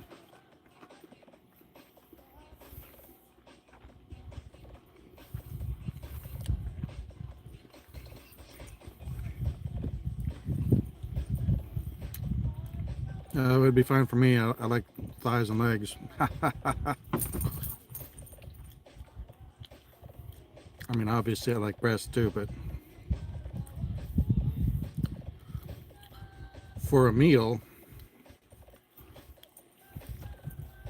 now if I'm making a salad, I'll usually prefer chicken breast. Go away, dude.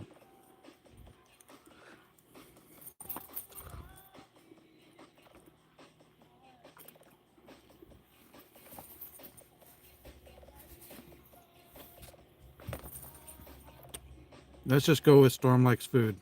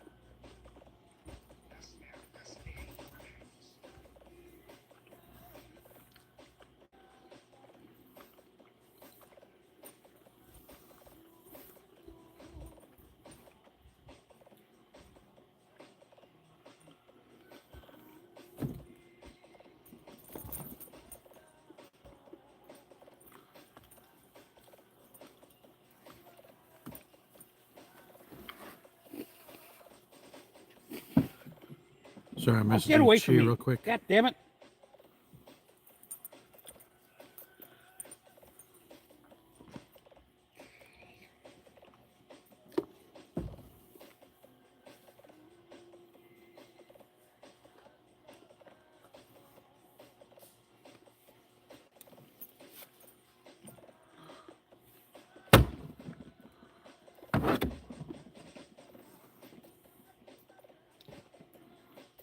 Sorry. You're fine.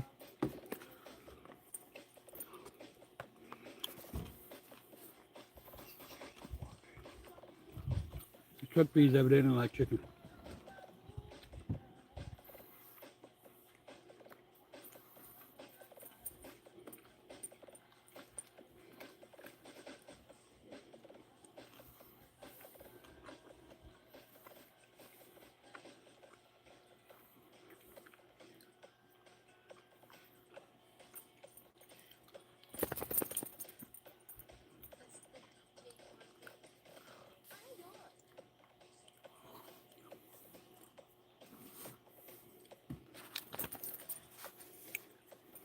Hey, Legend, what's going on, buddy?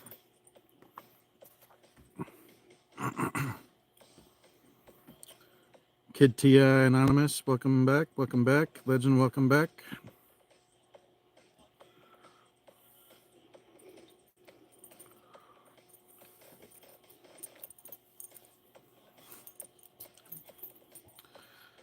Voyager the best. Have you seen Strange New Worlds? Strange New Worlds, I'll get struck down for saying it, but to me, that is peak Star Trek.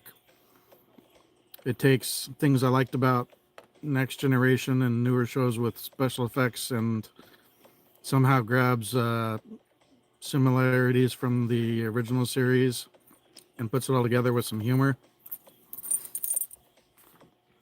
To me, it's kind of like Discovery and that show from the Family Guy creator, Orville. If you haven't seen Strange New Worlds, watch that, because that, I think, is the best. And I think the guy that, I can't remember his first name, but his last name's Peck, that plays Spock in Discovery and Strange New Worlds. Obviously, he copied some stuff from Leonard Nimoy, but I like his Spock better than Nimoy or the guy that was in the newer movies. Very good, very good.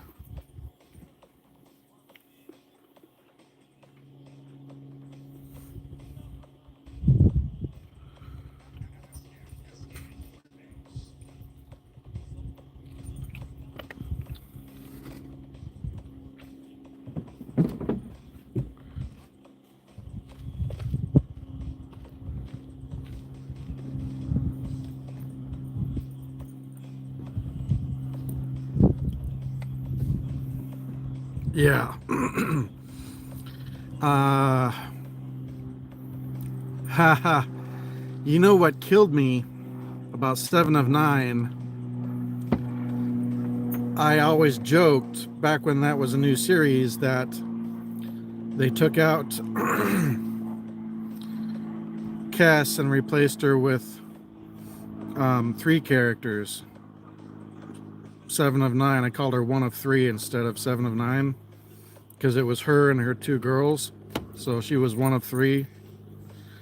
But so before you watch Strange New Worlds, you need to watch at least the first 3 seasons of, maybe it's 2 seasons, first 2 or 3 seasons of Discovery, because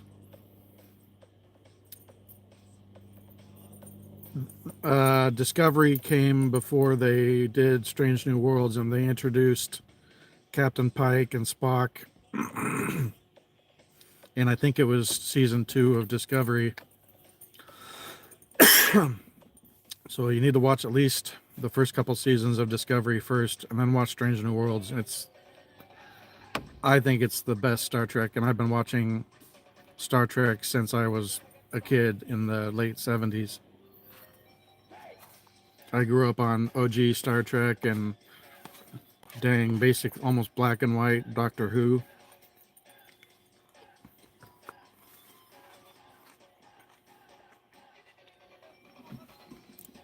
How you doing, Legend?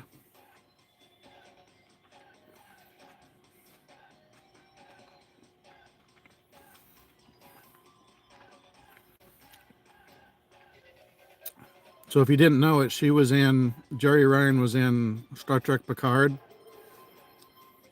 She still looks amazing.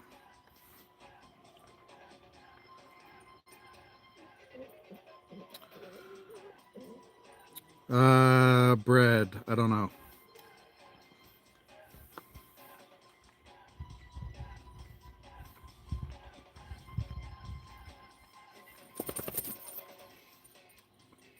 I feel like maybe, but it's been a few days.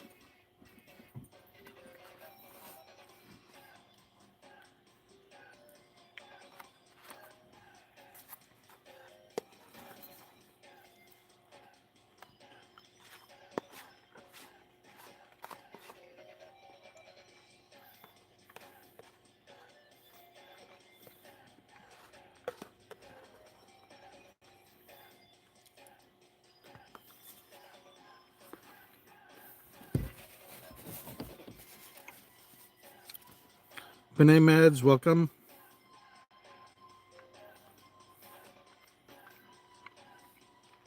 I'm connected to you, so I'll add you as a moderator. Thanks for coming in. Feel free to drop a link if you want, and I'll pin you. Phil, I'm Mike. What's up, buddy? Nice to see you. She would usually be in here, but she's on her way to Bayouan City to get stocks for her store before she goes back to Valencia tomorrow.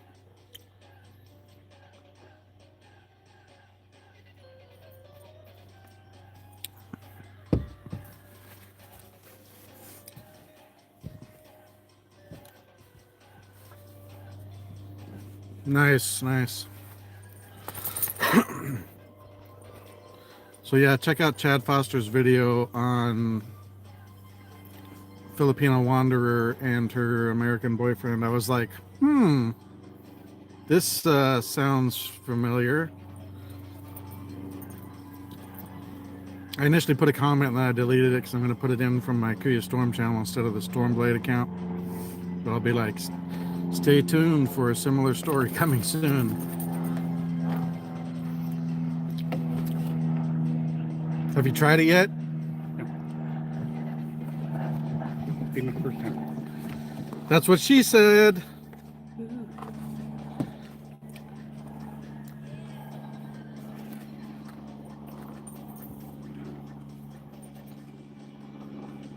Yeah, just a minute.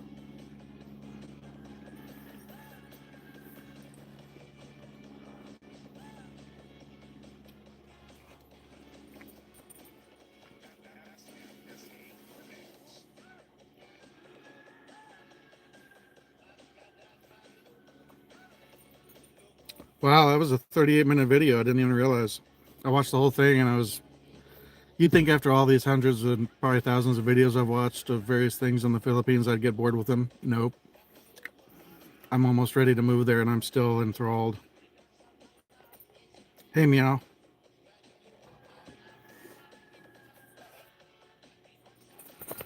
Here, let me clarify.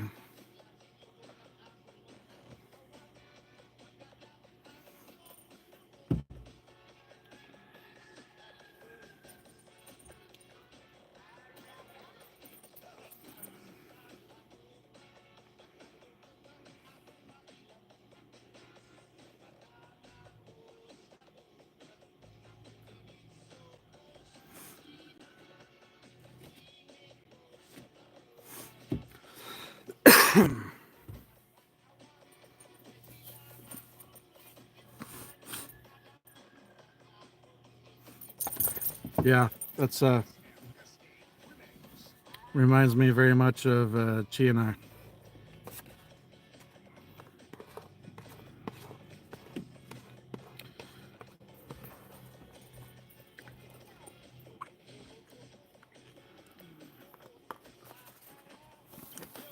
She messaged me and she's watching it on the bus on her way to Bayawan.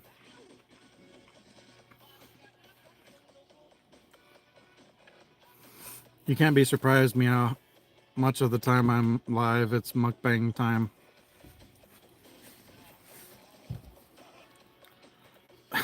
Before long, people they'll see me and they'll think of food.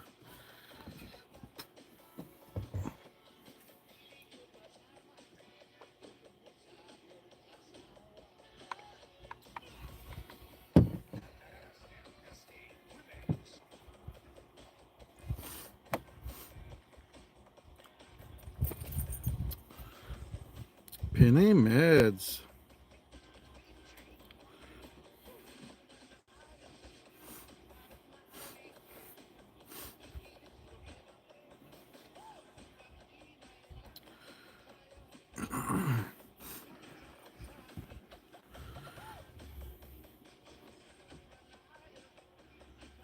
Oh, nice.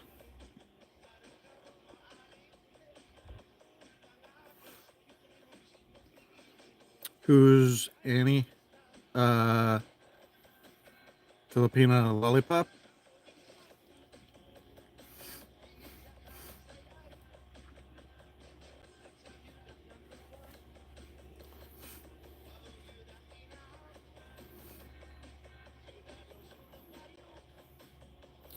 Who's Annie though? Is that her, or are you talking about Filipina lollipop? Oh, that was her. Nice. What were they doing calling for donations for?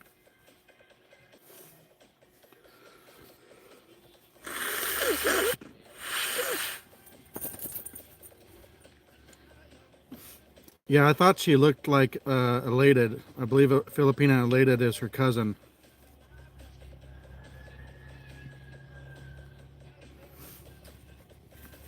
Okay, Mark Scott, we have multiple Anns and Annies and Annas in here, so please specify. I think Scott is talking about Anna's Life Official.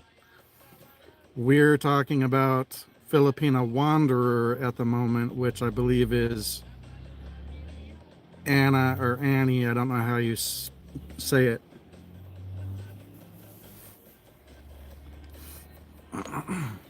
I saw that Anna's Life Official had a video up about like her greatest accomplishment, but I didn't have a chance to look at it. It looked she was like standing in something, so.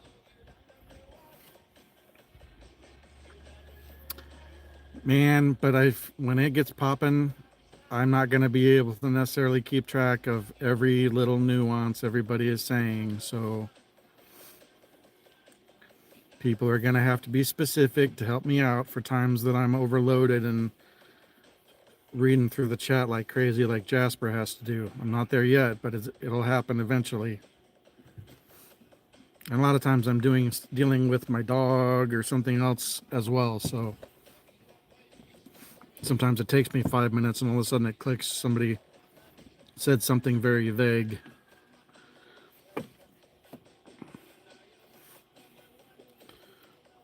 Am I right though, Scott? You're talking about Anna's Life Official?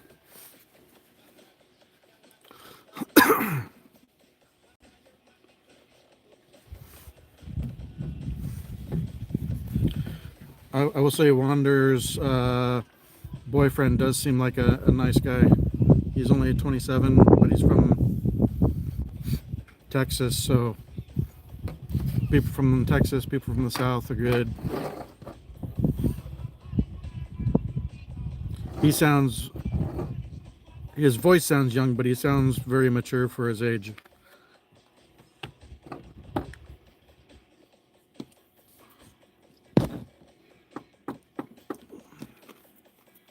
They look like they're a great couple, and she's in the middle of watching it. She said, I'm even more excited now because she's watching a story about a couple that's similar to us and them being successful. So I know in the back of her mind she has a lot of worries and stuff, but so this is another success story for her to see. Nice.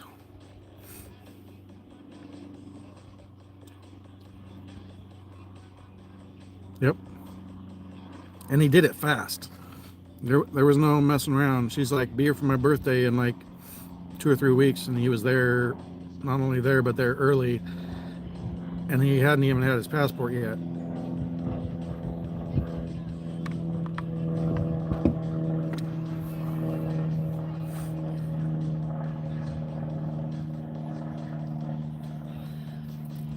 You know, in a way, these channels, these Filipinas start, you know, if they're smart and don't, you know, I understand age doesn't matter, but some of them maybe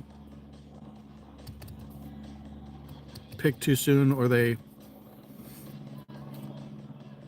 get an LDR, say off of Facebook or something, and then he talks them into, hey, you can make money on YouTube, and she'll start up the YouTube.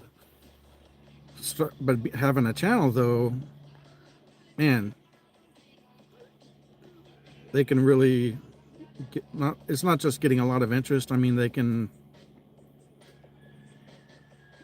to them. It's hard to explain it. I don't know.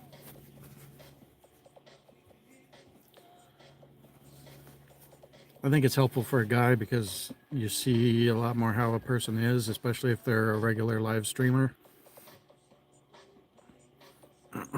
If they live stream like basically every day, you're gonna see a little bit of their grumpy sides here and there, or you'll be able to detect when they're maybe not feeling well or not in a terribly good mood, but they're kind of putting on a good face for the camera. You can kind of read through that.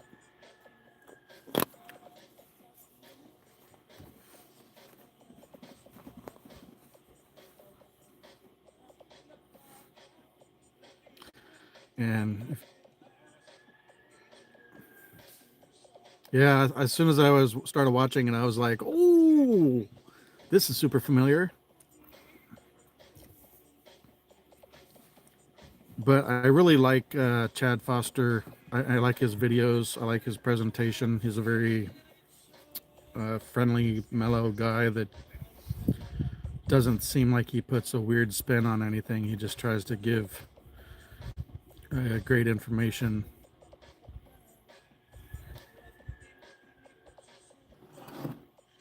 Oh, I totally agree, Scott. I wouldn't be happy if... I have to be very careful because she either knows many of the Filipina vloggers or they want to meet her and do videos. So we'll go with the usual suspect. It would probably bother me if she was like Jile.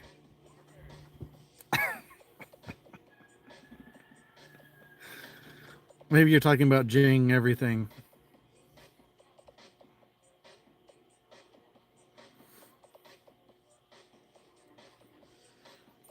He has really good insight in that video on dealing with Tampo. And again, that's another reason that I say he seems very mature for his age. Oh, I know, but I have been told who she's met and ones that want to collab with her. So, all right, see you, Mark. Thanks for coming in. All right, so we know Anna Tans is single, so we got to find her a guy. Pine Meds, are you single or are you married or taken? This is not for me. I am taken by Chi the Filipina vlog. I'm making that clear to anybody I talk to or that's listening, so nobody will try and spin what I'm saying like I'm fishing for another Filipina. I'm not.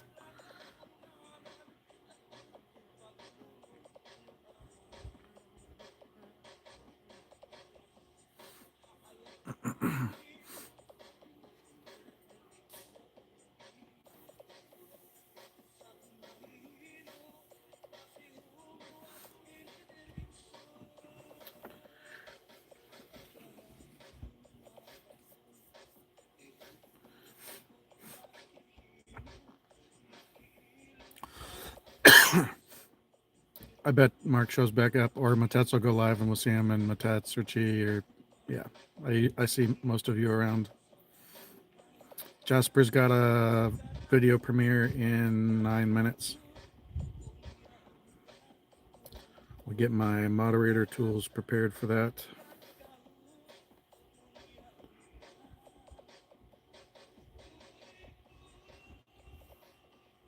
And I'm done.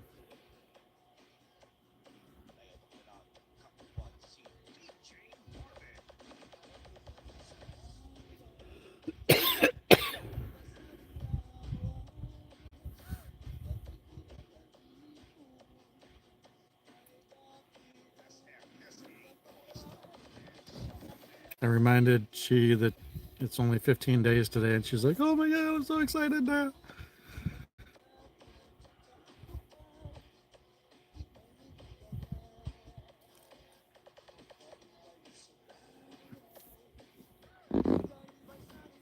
Super excited. Let's see. All right, turn off my music or my sound, Matet, so I don't wake you up. Thanks for letting it run. Sorry you didn't get much sleep. Get some rest.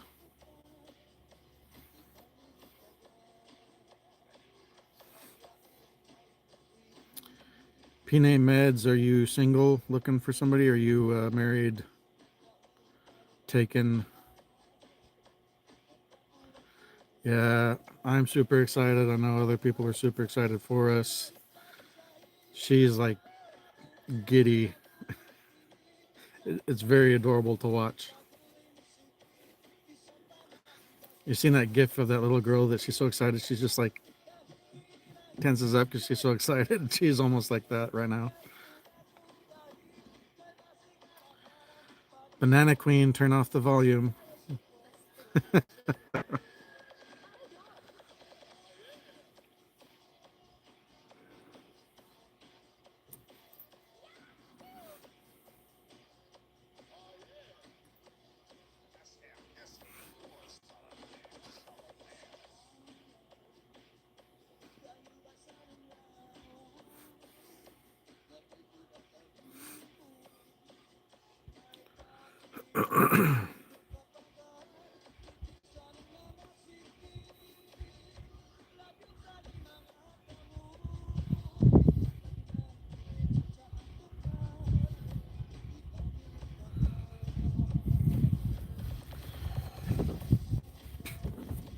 All right.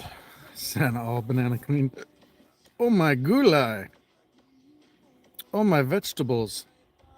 I think it was Mark that stopped that or started that.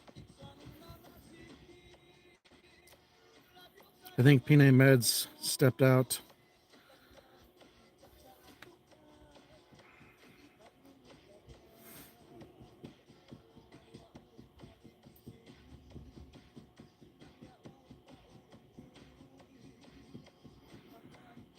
I would straight up recommend a Filipina to every single guy I know.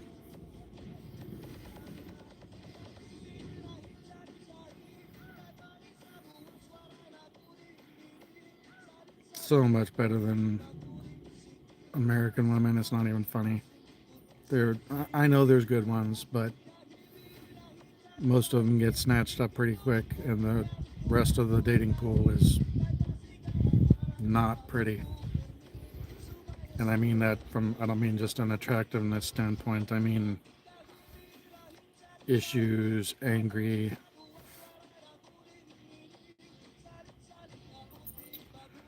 Reveal, you're with the reveal, Jasper. Oh! Oh! Kuya Shiv. Sana all. Got it. I know who you are now. I know who you are. Awesome. He's cool. I'm glad you're in here. You guys look like an awesome couple.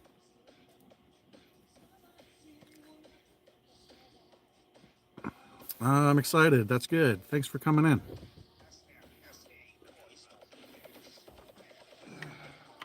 I'm about ready for a nap. Go take one. Thanks for grabbing the food. When you get up, remind me I'll grab cash for you. Remind me when you get up, I'll get cash for you. Yeah, Jasper Shiv is cool. He's changed his name to Kuya Shiv. So, yep. As soon as you said that, it took me a minute. I'm like, Reveal Jasper. I was like, oh, Reverend Jasper, Jasper Shivers, Kuya Shiv. I like him. He's a good dude. So that I'm happy for you too.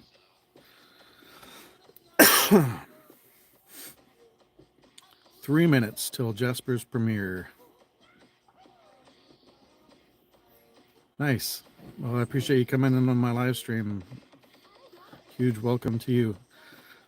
You probably told me that the first time you were in, but I have so much going on right now, it's hard to keep track. But now I will remember. And I'm like, man, I recognize her picture, but now it should stick now. I'm really bad with names a lot of times, so you'll have to forgive me for that. It's not a lack of importance on anybody. What I did on the submarines, I would have to like figure out some mnemonic to remember a crew member's name. So I would have like this string of details that I would put together that made no sense to anybody except myself. And then they would usually have a pet name, but it would also help me remember their actual name. So almost everybody on every sub I would work on in the shipyard, I'd have like an entire crew of pet names. It was pretty funny.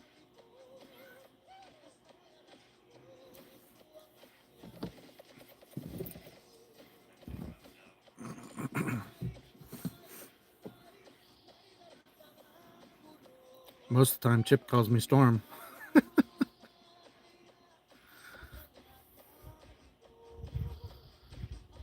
Yeah, but Carnation's going to be cheaper because it's a smaller town, but Washington State in general is expensive, partly because, well, I mean, lots of things are expensive, but gas is super expensive because they have very high gas tax in Washington State. I don't think it's as bad as California, but it's pretty high up there.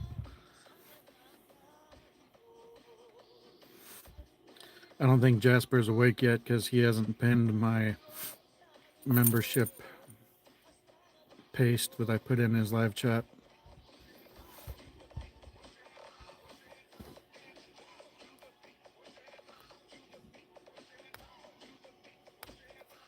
I really liked Jasper's video yesterday. It very much applied to me. And it was basically talking about guys getting to the Philippines sooner than later and enjoying life instead of waiting until they're 60 or 62 and going out and having basically 8 years based on average death age of American men, which is about 73.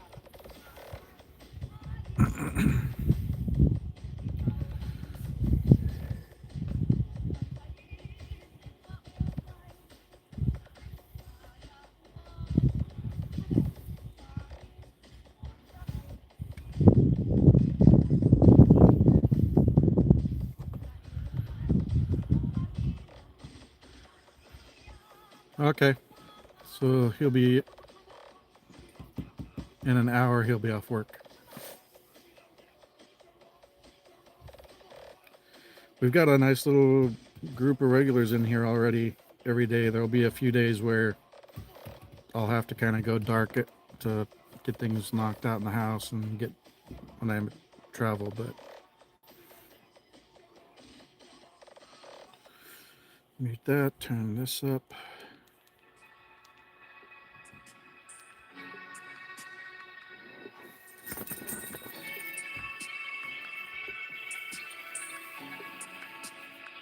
It's a live premiere.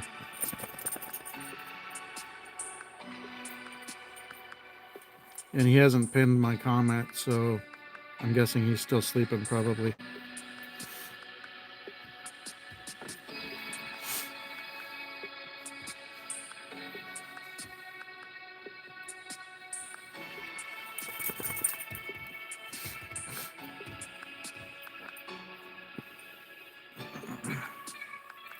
So I'll be kind of quiet for a few minutes as I listen to his video.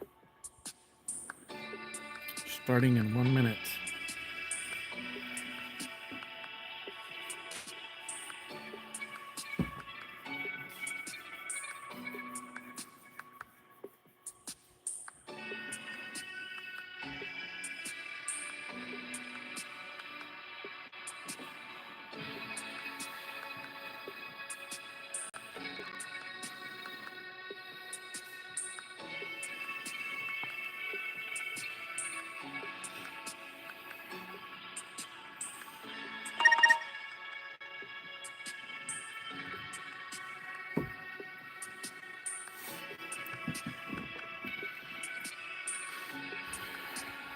Jasper in the Philippines has a live video premiere going in about 5 seconds. If you want to jump over there in the live chat.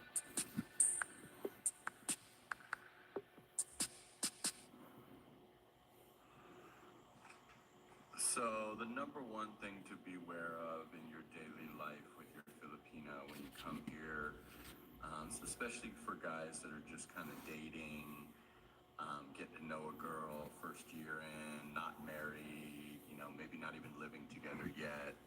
But this can go for all different levels with your Filipino, and just keeping a peace in your daily life in the Philippines when you're new here or relatively new here, still getting adjusted to the culture and the customs. Run your own program, and the living 2 islands away from the family is kind of advisable in most cases. Many times you're not able to do that. You can decide whether that makes sense for you. If a woman's not willing to go somewhere else with you, maybe she's better off, just living with her family or being single or dating a Filipino. But you want to limit your exposure to her family and any types of things that they have in mind for you, business propositions, money needs, just getting in her ear about this or that.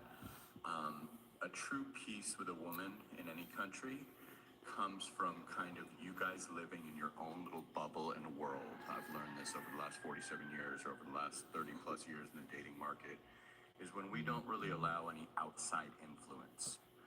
From the best friend, to the sister, to the mom, to the tita, to the ex-boyfriend, the baby daddy, whatever you got going on. It's always best to remain in your own little bubble where you guys just kind of exist, just you and Hey them. Gary, I'm listening in Jasper's live at the moment, No double dates, no or his other live couples video that we premiere. intermingle with. We just kind of live in our Thanks for own coming in world. and hitting the like. And that seems to be good for my peace, and just not a lot of chatter in her ear about anything ever. We kind of just run our own program, as I kind of have in most any country. But I just noticed that, just kind of run your own program and just stay in your own little world with a woman. This has always worked very well for me. When we don't do a lot of double dates. Hey Paracoy TV, drop a link, I'll pin ya. And when you're in your first year with a woman, you don't really need to be involved. Filipinos will always be very close with their family, and you'll generally be in her area. Drop a link. When she does the birthdays or she does this and that, you need to let her do that on her own. You don't even need to be introduced to a woman's family in, say, the first 12 months of dating her. When you're not living with her, you haven't committed to a marriage with her or anything. There is no need. I've met, some titas or this and that, but I'm not really desperate to be in on every party or every celebration or every, family reunion and things like that. That's not my family. That's her family. And again, the best thing to do is come to the Philippines, move around, and decide where you like. Then locate a girl. I'm in another live chat for a few minutes, but drop a link in there. Bring them into your world. If a woman's not ready to step away from her family or possibly live in BGC, even if her family lives in Cavite or something, maybe she's not ready to have a foreigner boyfriend, or she doesn't like you that much. And as much as that's harsh to do, or everything family is everything and everything, you're her new family if you marry her, or you have a child together, or whatever the case may be. And I found that I get a tremendous amount of peace from not allowing any type of outside influence whatsoever, and just keeping us in our own little bubble. Just me and her doing our things, traveling to different islands, staying at my condo, staying at her condo. No type of other thoughts needed. No type of evaluation from family or friends. That stuff's going to happen naturally. Thanks, PNAM See ads. pictures of you, or they're going to eventually meet you, or the family's going to chime in with their 2 cents about this or that. But the only thing you need to worry about is your woman and yourself. Nothing else. That's why it's good to date a woman with no children if you can, or with adult children if you're dating women, 35 plus. Thanks for coming in. People that are over 18, but, children that are over 18. But the bottom line is, that can just add the tremendous amount of tranquility, just not having to deal with, when you move into a woman's house in her province and there's 17 people there and everybody's got their hand out and everyone's got their opinions about you and your handsomeness and how much money you have and what you're doing or not doing, or the friends, or my boyfriend bought me a 10-carat ring, my boyfriend's moving to the United States, my boyfriend's going to do this. Then she gets At into least that I little have bit of clean keeping up with underwear. the Joneses or oh, Yes, that's always good. you don't need any of that. If a woman's not willing to exist in your own little world together, she's probably not the woman for you. If a woman's so concerned with what's going on TikTok or what the other Afam bought for the girl, she's probably not for you. Move at your own pace, spend at your own pace, and most importantly, live in your own little world in any country with a woman, especially when you're away from home in the Philippines, Thailand, Bali, Vietnam. If a woman's willing to step into your world and kind of, not have any type of family or friend participation, that's a good woman that's ready to take a journey with you, whether that's moving to a neighboring country, moving back to your country someday, even though I don't advise that. That's a woman that's going all in with you and willing to kind of, as we usually do, step away from our friends a bit when we get into a relationship in any country. We're no longer at the guys' night every night, pound of beer at the bar. The women are no longer That's a doing different road Michael. trips. And women even, separate themselves from their family just a little bit, not completely. You never want to do that, but let them participate in those events alone for that first year at the very least, or before you've, put a That's serious funny. commitment I on the thought it was table. you. When you and her decide that it's appropriate, because they don't want to lose face and introduce someone that's going to be gone 10 minutes later, or 10 days later, or 10 months later. So that's my advice for a peaceful existence in Southeast Asia or anywhere, is to just you and her against the world. All right, guys? Like, comment, subscribe, share the video. I go live every day at 9 a.m. I do consultations, Jasper in the Philippines at gmail.com. And sana all.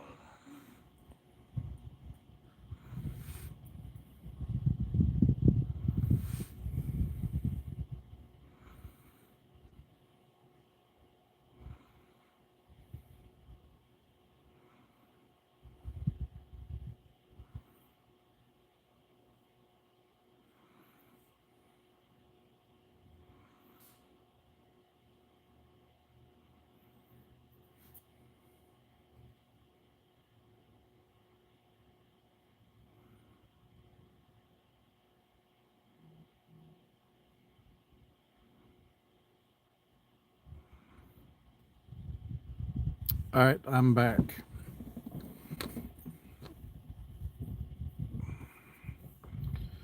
I'll get back to my video.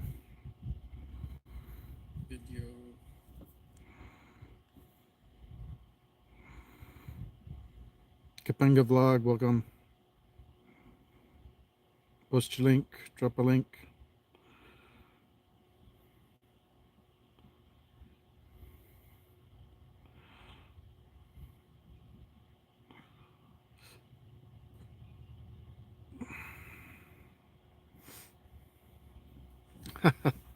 I've got 3 devices so that I can stream on one, live chat on the other, because you can't chat on the actual streaming device. I can like moderate, but I can't reply or post things. And then I have the 3rd device for playing my mobile game or playing music.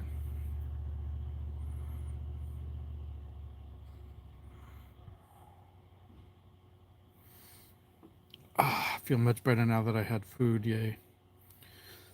This one isn't a Kufendi, but it is another one of the linen shirts. I'm telling you, these linen shirts are super comfortable. So if you're going to the Philippines or you're already there, take a look at getting some linen shirts.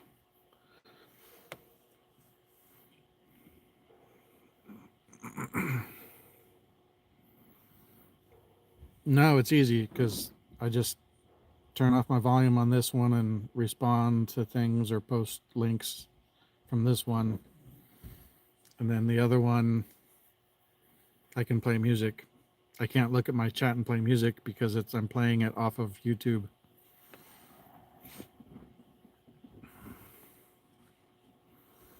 I didn't actually know that the first time I went live. I was like, why can't I chat in my live stream? I didn't know I had to have a separate device.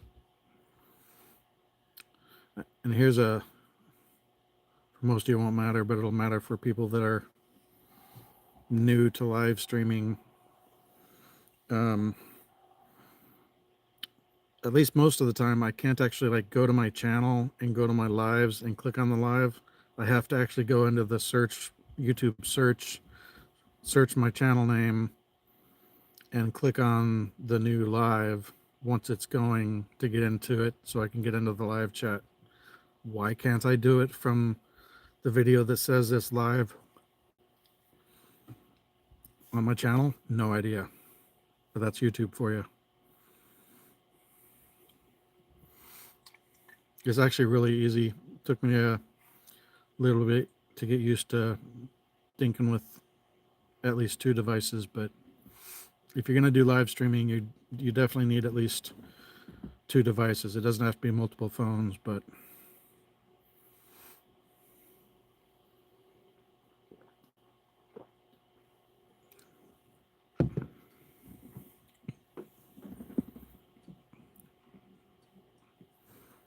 like if you want to type your own message, to pin your own message, you've got to have another device to do that. Or you've got to have one of your moderators type something. Well, it doesn't have to be a moderator. Anybody can type something. You can pin whatever comment, but it's not hard. It sounds complicated. It's really not. It became second nature in just a short amount of time.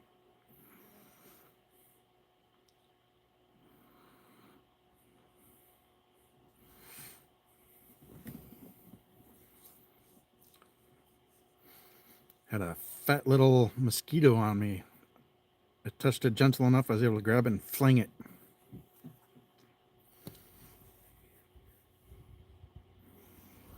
I've gotten to the point where now I really look forward to doing these live streams, so I'm going to be bummed out the days that I have to either do less of them or do none.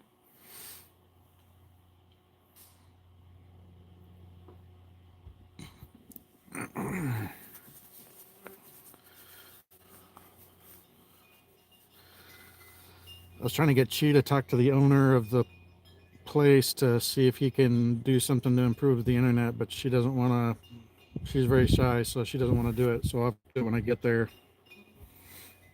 But either he needs to get to a better plan or get a different router if it's the router, because I'm guessing it may be an older router and it's having trouble with the number of people and devices on it. So a newer, higher end router can handle more devices and it will have more antennas and more channels. Because right now, it's hard for her to do her lives, let alone when we're both there. And I thought there was like 3 rooms. There's 7 rooms. And then if the restaurant's open, anybody that's in the restaurant is also on the Wi-Fi. And if they're doing anything in the restaurant, like if they're playing music that's streaming or videoke streaming or something, that can chew it up pretty quickly. And if he doesn't want to invest in a better router, I'll ask him if I can hardline my router in, because I'm going to take it with me and use that while I'm there. I have not been there yet, but I'm moving there in 15 days. I've done lots and lots and lots of research. I've spent days watching videos from American expats, other foreign expats, Filipinos, Filipinas. I've seen just about every type of video content you can think of for the Philippines. So that place, I don't think we can get our own unless he would allow me to put up a Starlink antenna. And he may or may not allow that, but that place is small, but it's month to month. It's not on a lease. So that's part of the reason we chose it. So we may not be there terribly long. And I'm not sure, I've never had to move addresses with Starlink, so I don't know how much trouble that is. Because there's a difference between residential Starlink and mobile Starlink, and it comes with speed restrictions too. So, and your data is not prioritized if you're on mobile. Mobile meaning you can take it from place to place. That's going to be most common for somebody like if they mount it to their fifth wheel or motorhome or something. They even have a Starlink mini dish now, which has less speed and stuff, but it actually I've also heard of RentPad and just on Facebook finding places, but we've also got in touch with at least one realtor, but she also knows Leah of Philippines Life with Leah. I don't know if she is a realtor or just shows houses, but I'll keep that in mind. lamoody.com.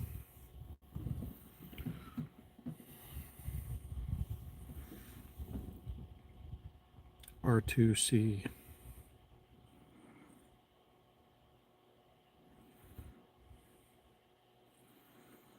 Not sure who that is, but it looks like he's with the Filipina in San Francisco.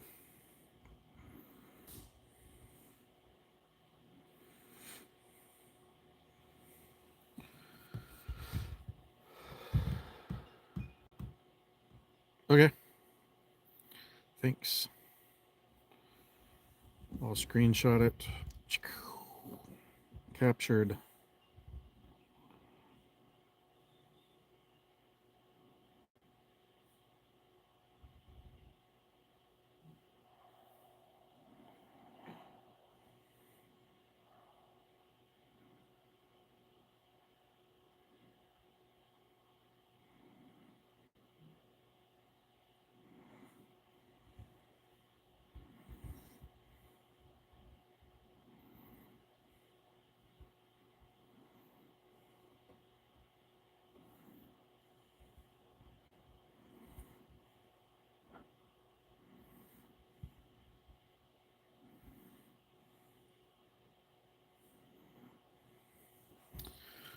Let's see.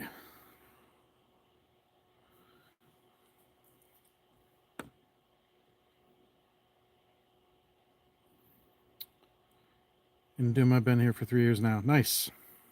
Well, I'm going to be in Valencia in 15 days. Chee!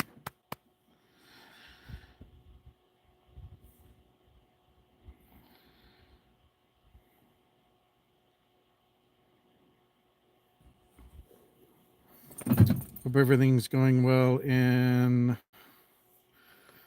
Bayawan City.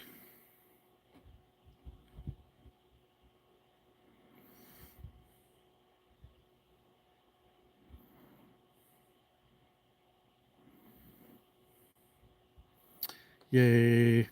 She's in here.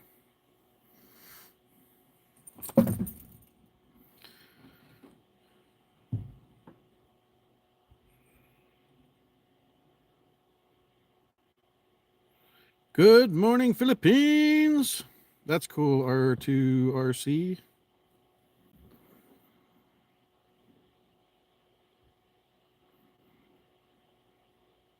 I've got to run inside for a few minutes, but I'll be back shortly. If people wander off because I'm away from the camera, that's okay, but I will be back in about 5 to 10 minutes.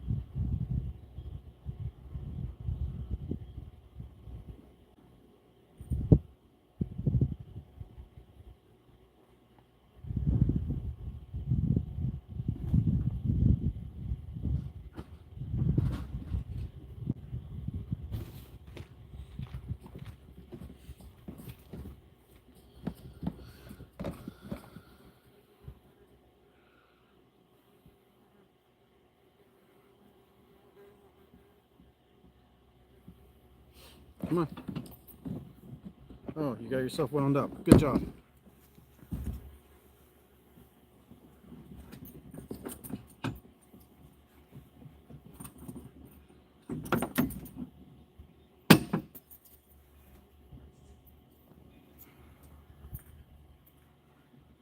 All right, get out of there. I'm back. Sorry.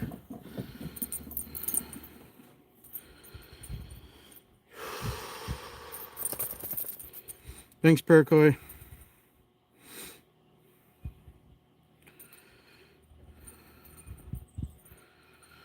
Yeah, I've watched days and days of videos from all sorts of sources about all sorts of topics.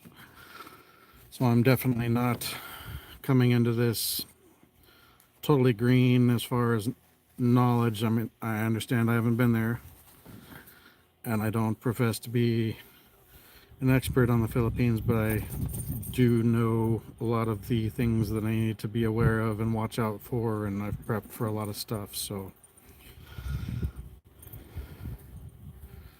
I'm not like somebody off the street that just decided he's gonna visit the Philippines randomly and randomly move to decide to move there without having any information. I've been doing massive research about it for about the last 11 months. So I'm about as prepared as I can be knowledge wise without having actually been there yet. Nope. Nope, dog.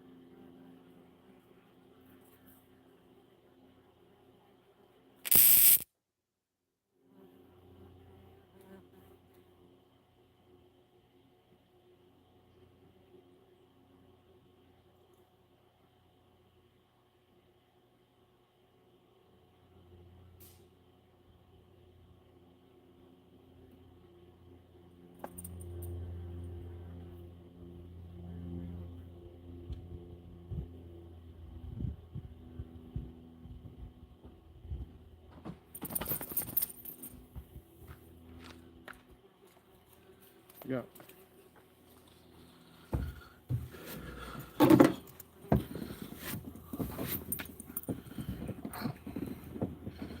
Yep.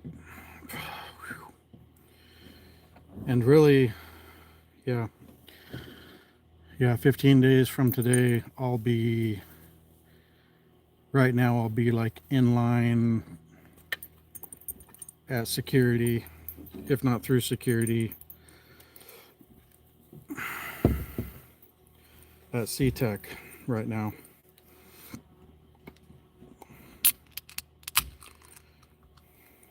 Today is today is the start of my 2-week notice at work. So day before I leave will be my final day at work. The 7th and the 8th I'll go in and check out from the shipyard. And then the next day will just be getting up, getting something to eat, and getting my butt to the airport.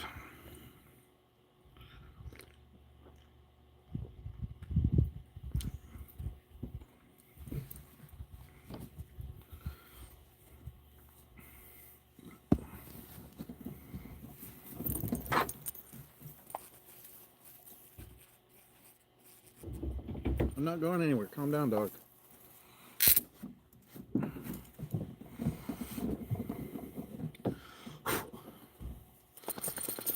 Man, with as much weight as I've been losing, I'm gonna have to tighten up. I'm gonna have to take a couple more links out of my G-Shock watch.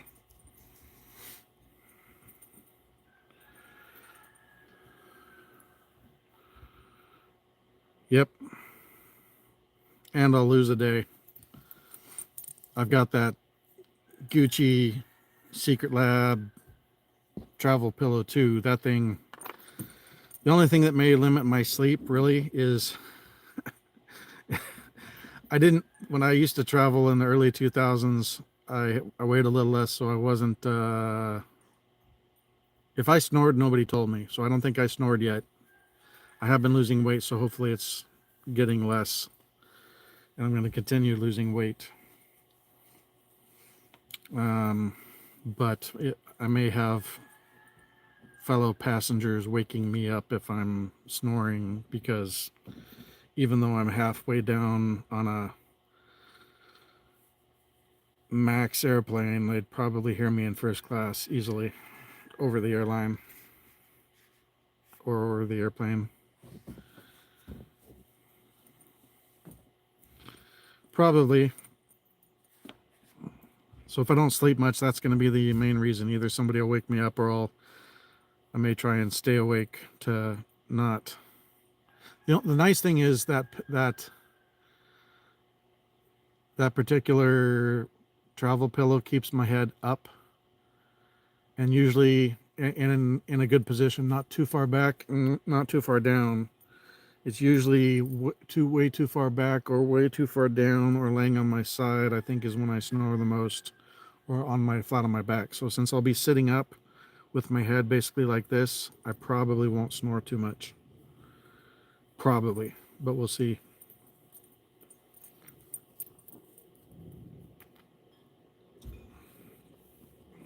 Yeah.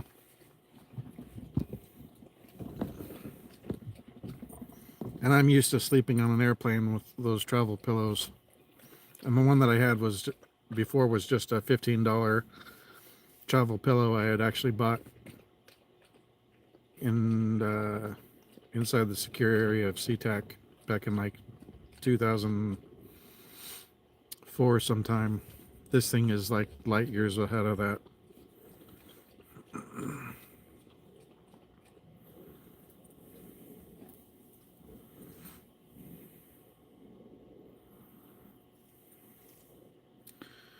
Oh, Jasper's awake. He replied to my comment on his video.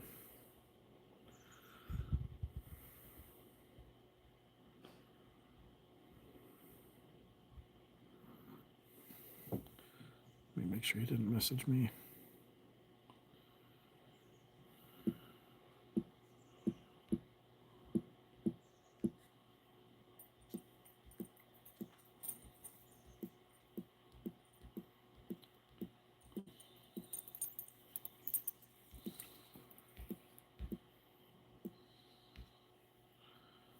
What is that downloading? Weird Play Store. All right, let's see.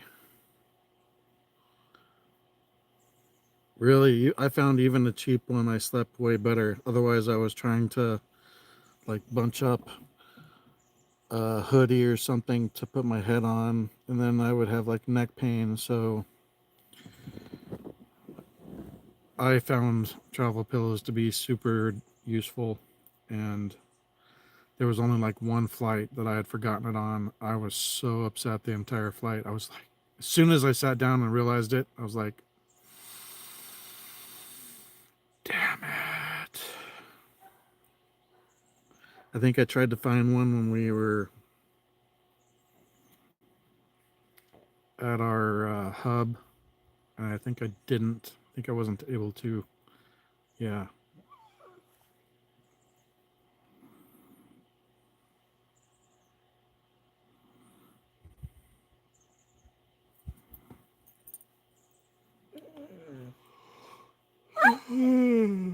She was busy traveling yesterday, getting home with her nephew, and now she's busy traveling and getting stocks for her store. And then tomorrow she'll be traveling back to Valencia. So if I'm a little testy, it's partly because 3 days of not being able to talk to her much because she's been busy.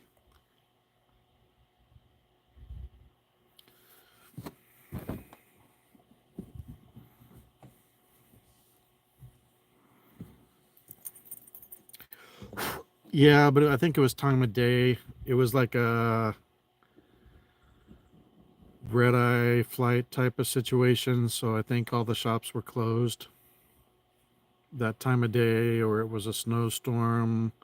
I think that might have been what it was. It was like winter, and there we were going through like Denver, and so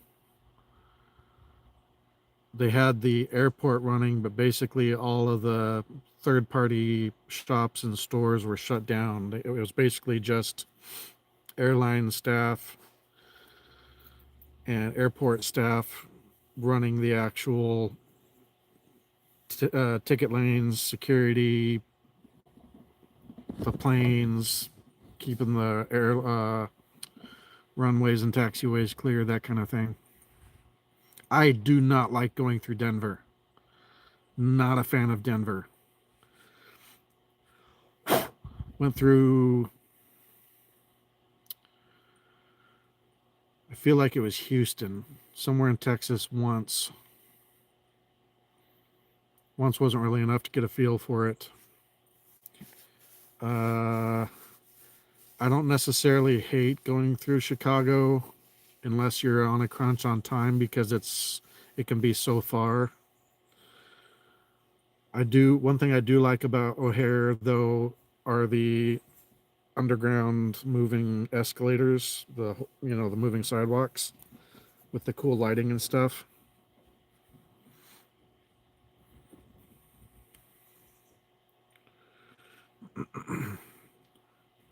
I went through the one I went hub I went through the most was Atlanta.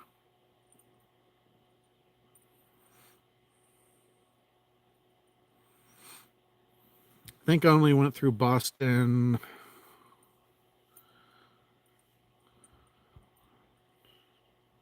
4 times.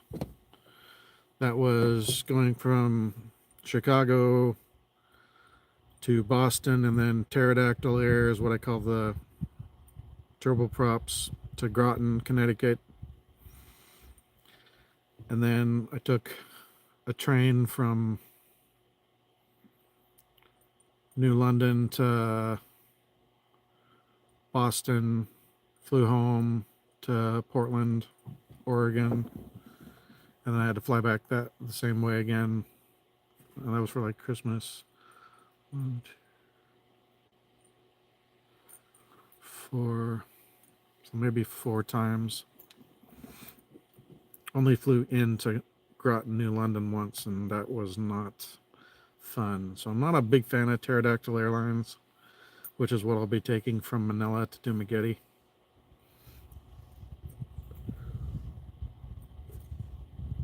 At least I think it is. I'm pretty sure it's a turboprop.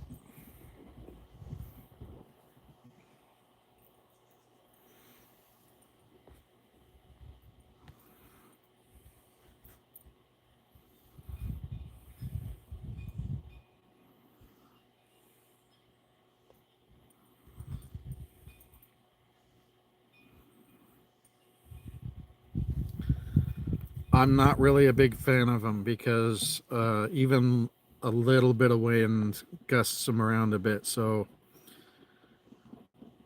the actual flying in it is fine.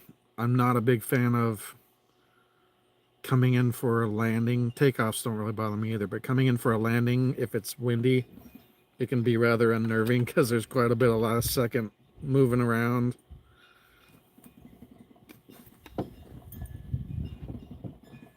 That's not really reassuring.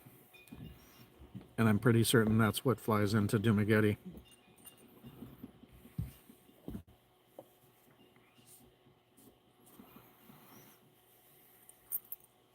I can't believe I'm going to be there in basically 2 weeks. 15 days, but you know. Well, I fly out in 2 weeks. 15 days. I'll get there Saturday night, U.S. Pacific time, so my time now. But it'll be 9. I'm a little concerned about making it to my connecting flight in Manila. As long as I make that, I'm supposed to arrive in Dumaguete at 9:55 a.m.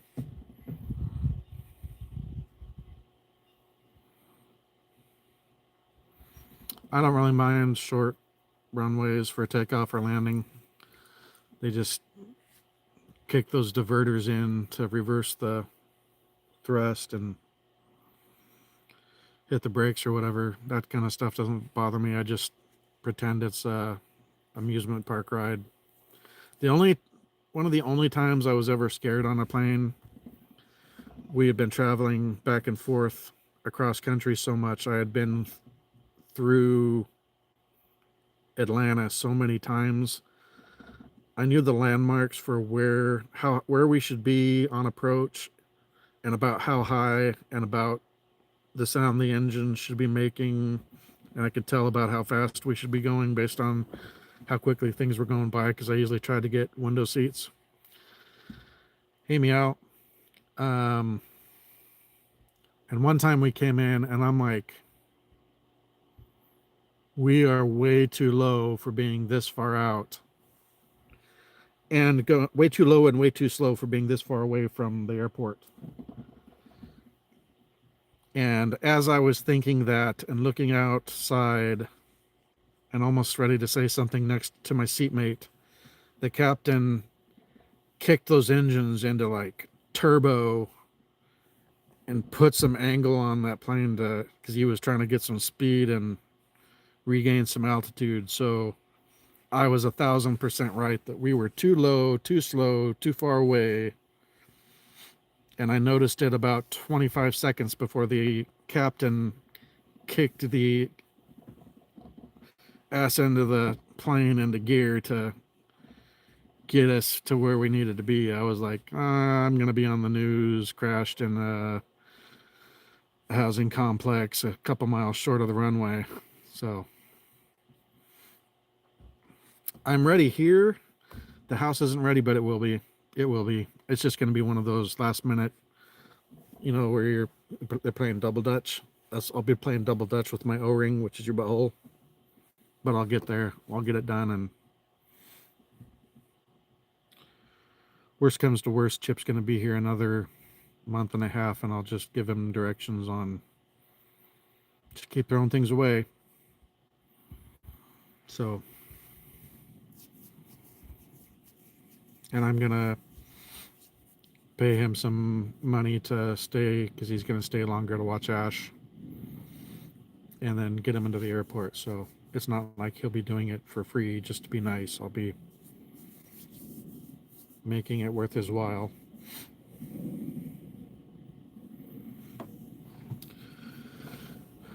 My first flight was going to, I had been on a small airplane, and I was in a glider one time when I was a little kid, because my uncle was a small airplane pilot. He was a bush pilot and a missionary in Africa with his family, like probably before I was born or while I was a baby. But my real first airline flight was flying from, interestingly enough, Portland to San Francisco, to then go to Great Lakes to go to boot camp in Great Lakes, Illinois. I do not like Chicago. I don't like Illinois. No. I love flying. And I've gotten really lucky. A lot of times I've had window seats, and I like looking out, and sometimes the captain will tell you, hey, we got this or this coming up, and I'll kind of figure out then about where we're at a lot of times.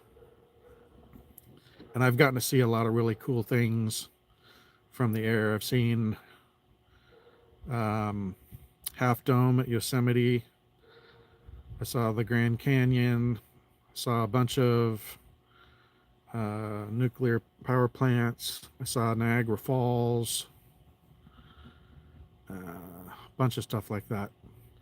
And one of the coolest things I saw, which wouldn't matter to anybody else but me, was I went to a private boarding school in Oregon for 4 years. They made me go for a quarter and said, if you don't like it, you come home, we'll figure something else out. I stayed all 4 years because I loved it. And that's where I started hiking and stuff. Even though growing up, I grew up in the country and I was playing out on the trees anyway. But I remembered as a little after takeoff that the north-south path was basically right over the top of the school for the airlines. And so I looked out the window and started trying to look for landmarks, and there were easy landmarks because I don't even think we were up to full altitude yet.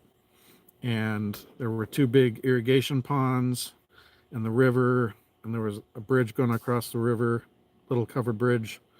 But they had also, like a year or two before, shaved off part of one of the hills because the road kept getting covered up by part of the highway, kept getting covered up by rock slides. So the state paid a bunch of money and shaved a bunch of it back so they'd stop having rock slides there.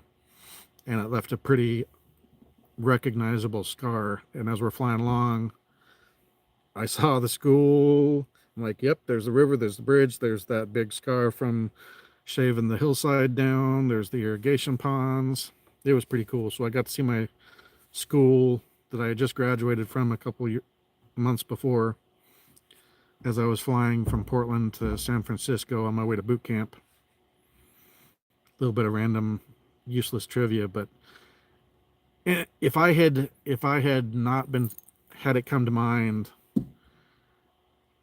I would have 10 minutes later I wouldn't have seen it. So I looked out and within 10 or 15 minutes saw it. So that was a super cool thing for me. It was kind of, I was like, bye guys.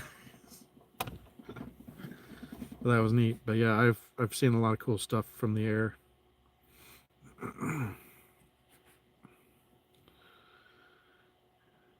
And I've flown to and from Hawaii 3 times. 3? Round trip 3 times. 4 times. Math is hard. Yeah, it depends on the plane. Window seat over some wings, you can see stuff.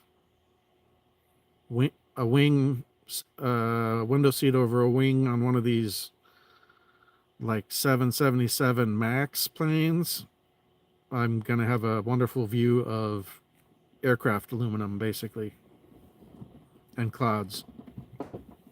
But it's an exit row. That's the one I paid $120 upgrade for. And the notes said that on Philippine Airlines, row 41, exit row, unless somebody gets on the floor before you, you can basically lay down in front of those seats right there. So that was actually listed as one of the better exit rows.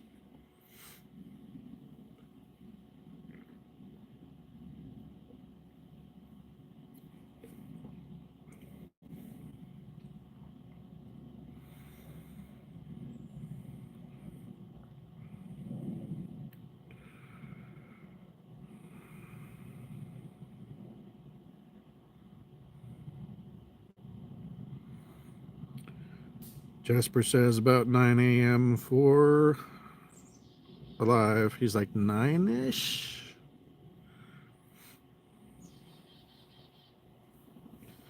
I like to look out. What's funny is I'm terrified of heights, but heights from an airplane don't bother me.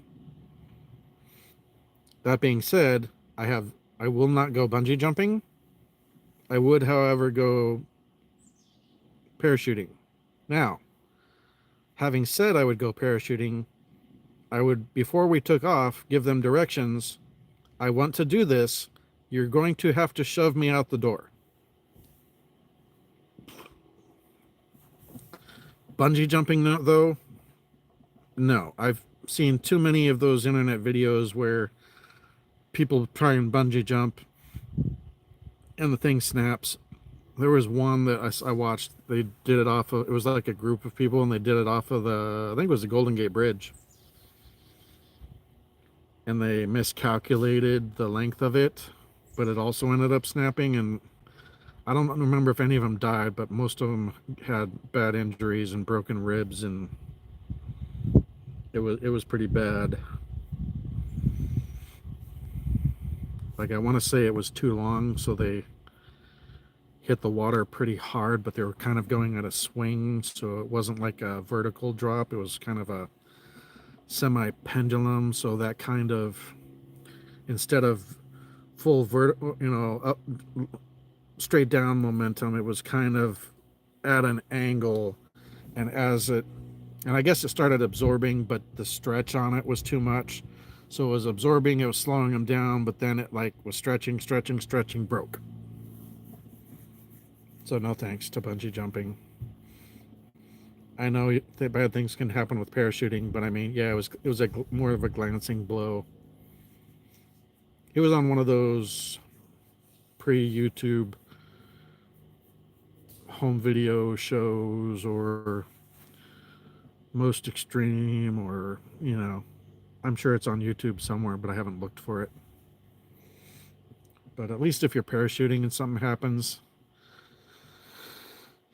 you may have a few seconds of terror knowing my parachute didn't work or something's wrong, but most of the time you're gonna go splat and that's it. I guess you'll have more time than from a bungee jumping.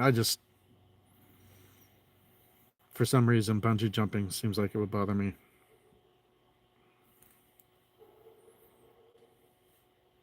Yeah, and I want a parachute, but they're gonna have to shove me out of the door, I'm sure. Because I'd get on the plane knowing I wanted to do it, and then I'd get out there and be scared to do it. So I'll get up to it and look at it, and they're just gonna have to shove me out. Now, once I do it once, then I'll probably be like, let's go right again, and I'll jump out. And then I'll probably jump, no problem. But that first time, not so much.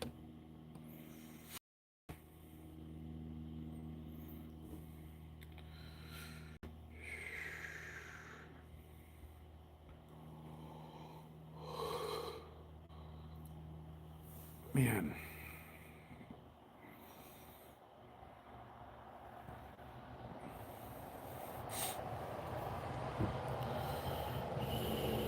That's my neighbor. So I was right. Yesterday he got home about 5:30. Today it's 5.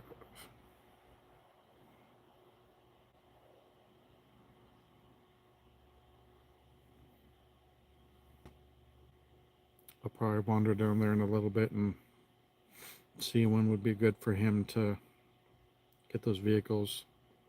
I'm gonna say not today because I need to pull some more stuff out of him, but probably tomorrow or Saturday or Sunday.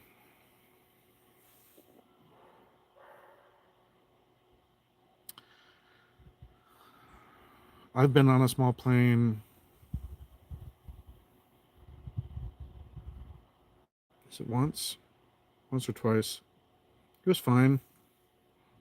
There's just very little margin for error. I mean, thousands of them take off daily and there's no problems, but when there is a problem, you're pretty much porked. Same thing with a helicopter. Helicopters may be mostly safe, but when they're not, you're not likely to live. I don't think most of them can auto-rotate, at least not very effectively.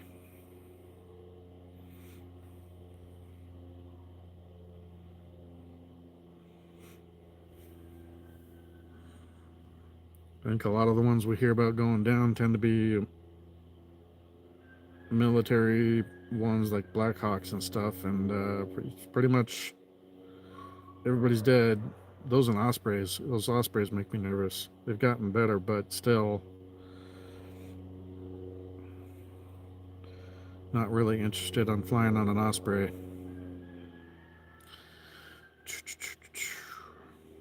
No crash boom.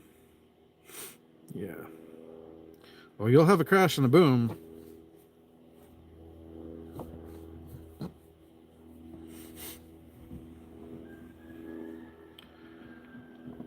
And now that I had food, now I kind of want to take a nap, especially knowing Chip's taking a nap.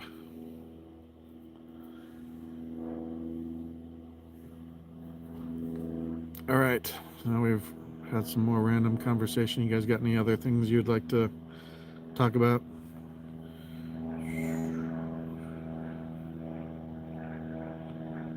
Oh wow, Gio put out a Thai video. Where to meet traditional Thai girls who speak English.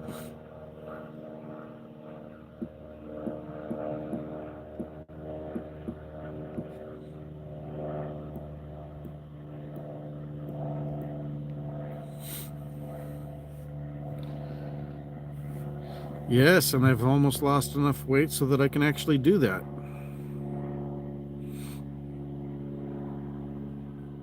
For a while, I was getting to the point where if I tried to put my head between my legs, I'd be kissing my belly.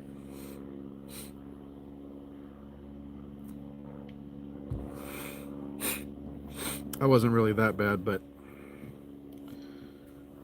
this move and preparing for the move has been already good for my weight and my health. And while I know there's a lot of yummy food over there that isn't very super healthy necessarily, my intent is to eat a lot of relatively healthy stuff and at least home cooked stuff. At least I'll be having less processed foods.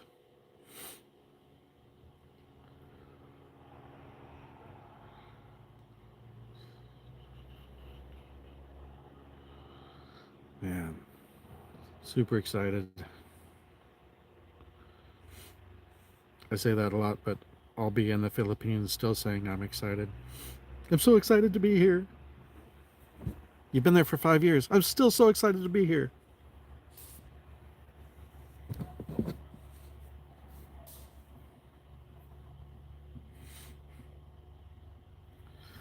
That was weird a few weeks ago.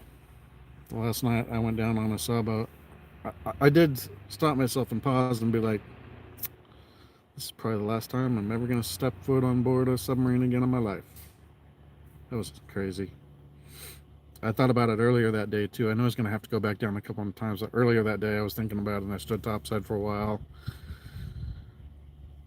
I actually went up to the front of the sail and hugged the thing. My whole adult life has been on those.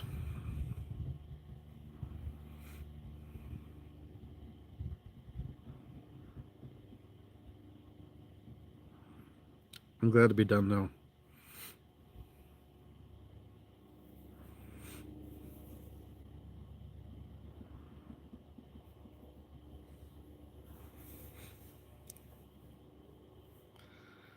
I'll be honest with you, I'm super excited to eat a bunch of street food now. I am going to carry multiple bottles of Pepto with me, probably at least one bottle of whatever kaopectate is, and 1 to 2 rolls of toilet paper. I'm free now. From the Navy and stuff. Yeah, basically. I mean, I'm technically on paid leave and have to go in for 2 days to check out, but it's really going to be walking around having people sign pieces of paper as they go in and set my accounts to delete and things and calculate my final leave stuff, because I'll have a teeny tiny bit of leave left that they'll have to calculate out and pay out to me. Not much, very little. I'm trying to burn as much of it as I can before I go. Hey, it's Lee. Thanks for coming back. Doing well. How are you today? Excuse me.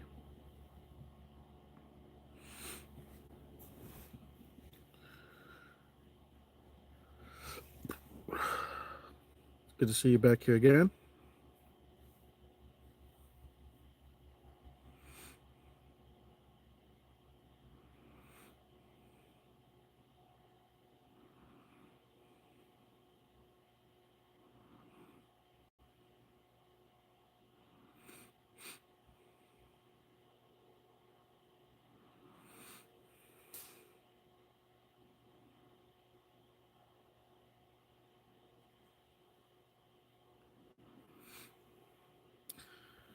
Thanks, R2. Yeah, so luckily, to simplify things a bit, and because I wasn't going to have the import permit done in time, he's not traveling with me. We'll have the paperwork done, and then Jester's Journey is going to fly through Seattle the first week of October, because on October 2nd, Philippine Airlines starts a direct flight from Manila to I'm sorry, from SeaTac, which is Seattle Tacoma Airport, to Manila. So right now the plan is that he's going to fly from Montana to Seattle, tag my friend Chip to pick up and take custody of Ash and get him checked into Philippine Airlines, and then Chi and I will fly up to Manila, probably get an Airbnb that can have a dog, or a hotel that can have a dog, but an Airbnb would be better, so Jester could be there too. At least spend one night and then fly to Cebu because it's the larger planes with Ash, and then we'll bus. I know it's hours, but we'll take a bus down to the southwest tip of Cebu and take a ferry across from Cebu Island to Dumaguete. So that's the plan from there.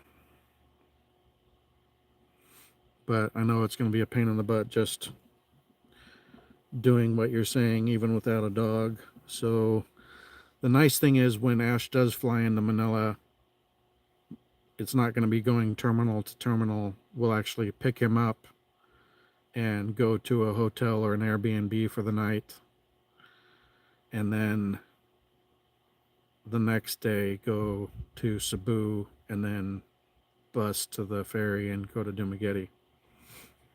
So that'll make that a little easier. It's still going to be a pain in the butt just changing terminals, collecting my baggage, going through customs, checking it back into domestic airline, and then taking because I have to do that and change terminals for my flight from Manila to Dumaguete.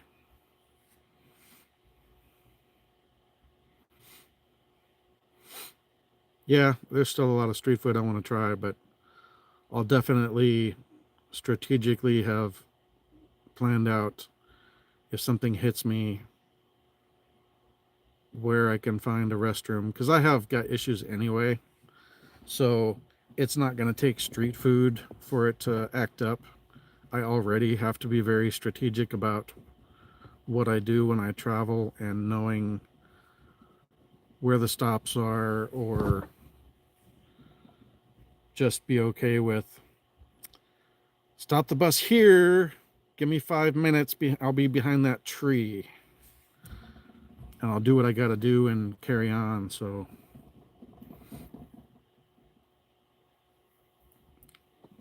it's actually gotten better because it seems to be worse with stress, and since I started planning on going to the Philippines, my stress and anxiety has been less. So actually I've had a lot less gut issues for the last over a year now. But I'm so used to dealing with them and it's I'll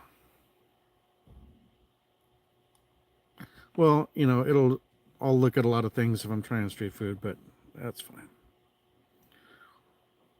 Street food doesn't necessarily mean it's on the street. I mean, you could go to Baguio and they have the night market, and they make it fresh for the night market, and it runs from 9 p.m. to 2 a.m. and it's at night and it's Baguio, so it's cool. I think I'm going to be no worse off in that situation than I would be going to the frickin' state fair.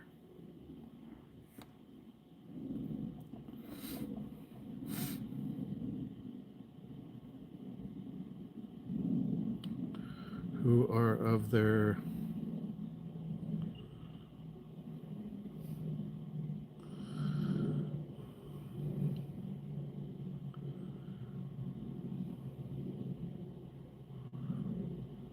I don't know what you were trying to say. I feel like you left a couple words out, and if I missed something that you said, it's not because I'm not interested, it's because I'm running a live stream and talking about things.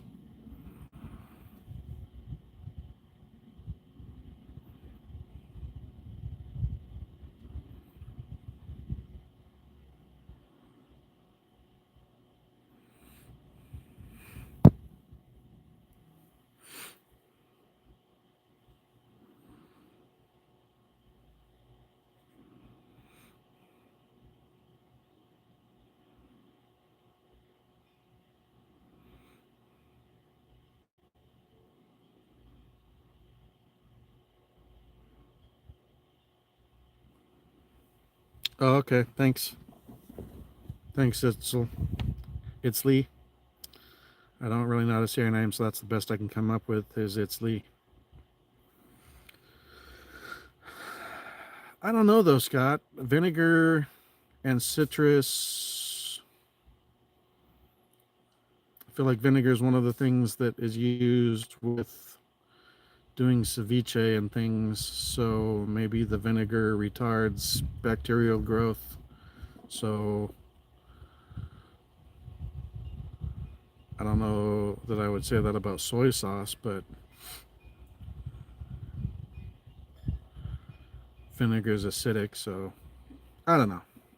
We'll see, and it'll depend where I'm at. If I'm somewhere where I have no idea where the nearest CRs are or the CRs in the next few hours, then I'm not going to eat the street food. If I'm somewhere like in Dumagetti and I'm not that far from home, I'll probably eat some street food. Or if I'm in Baguio and it's the night market, I'm probably going to eat the street food.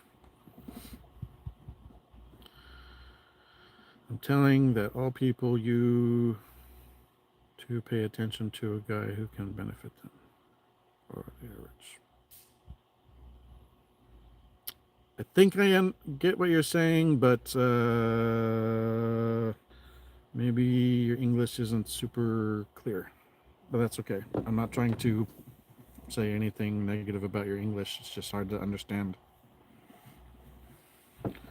So I do know not to drink anything that is not sealed, has ice in it, unless you are in like a 5-star restaurant or resort.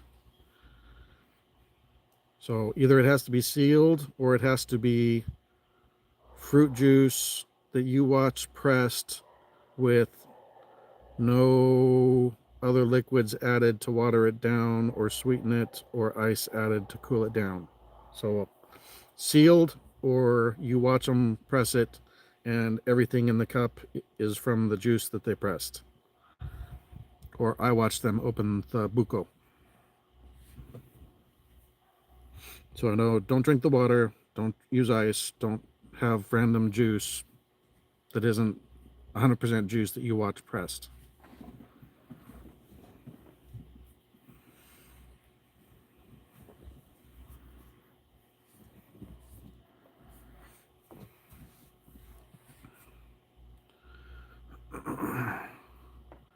Yeah, there's a lot of it that I want to try. And if I'm going to try it, to be honest, water, food are issues.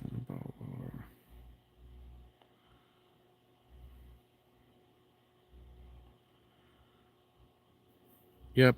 So filtered water, the only way I would do it is like an Alexa Pure filter, not like a pure, because sometimes it's not. I don't think it's necessarily bacterial stuff that's messing with you. There's a lot of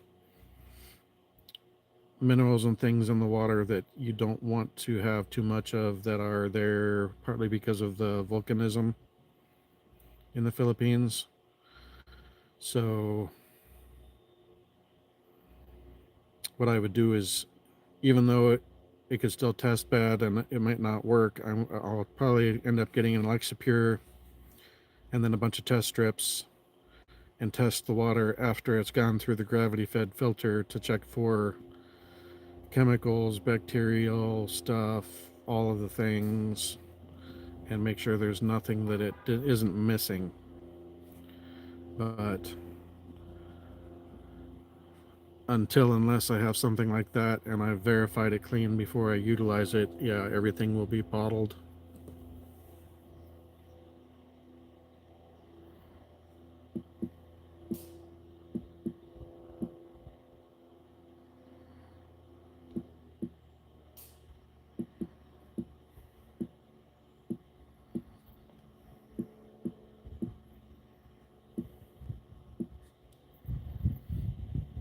Jing, everything is live.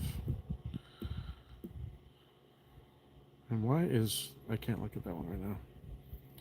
I almost clicked on something and I don't know why I can't minimize YouTube and keep it streaming so that I can just look at a notification real quick, but it won't let me. If I click on anything or anything else takes me out of YouTube, then it freaking pauses my streaming.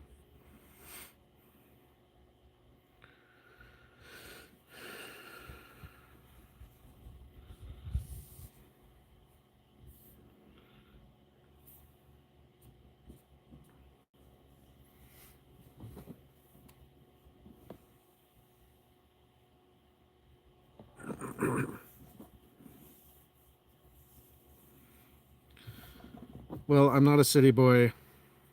I've done a lot of outdoorsy stuff, so I know things to be careful of. I've done days and days of research. So does that mean I have in-person experience? No. Does it mean I at least have a good checklist of things to be aware of and be looking for, that somebody that does no research and just flies somewhere for a trip would have no clue about? Yes, I have a lot of knowledge that at least is going to give me a very good start and weed out a lot of the low-lying fruit issues. So I'm pretty well prepared. I'm not claiming to be a genius about it or to be an expert at all, but I'm not random tourist that has decided to fly to a random country and has done no legwork to have a clue about various things to be aware of. So I'm coming in with a good level of knowledge, about as good as you can have without actually having been there. Oh, I know. I'm not concerned. And she lives there, and she's from the province. She worked in Manila for over 10 years.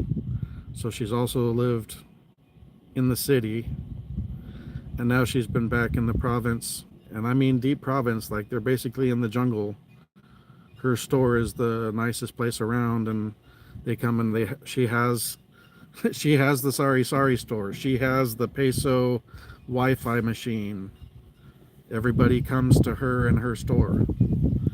Now when she moves with me, her mom's taking it over, but she's been running that for over 4 years.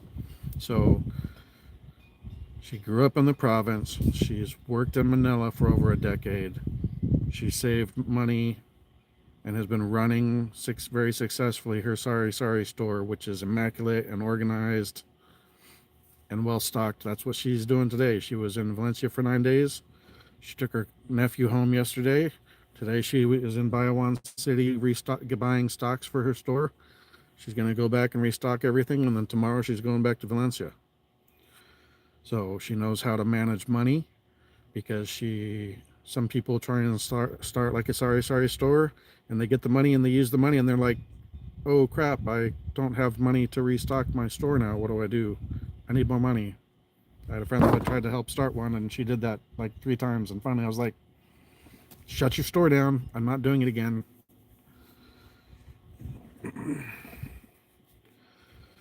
So, and she has a YouTube channel with over 15,000 subscribers that she's pulling money in off for the last 8 months. So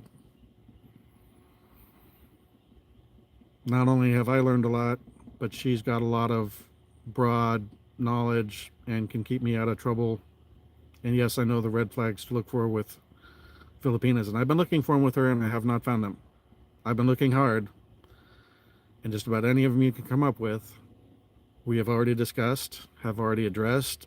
Some of them, like the one with her family, having boundaries with her family, she volunteered and told me about before I even had an opportunity to ask her about. I was going to bring it up, and she brought it up and informed me that this is the situation with the family. They know that because I was the eldest and I went and sacrificed my 20s working in Manila for the family, and I've been putting my younger 2 sisters through college, that once I start my family, my priority will be my new family.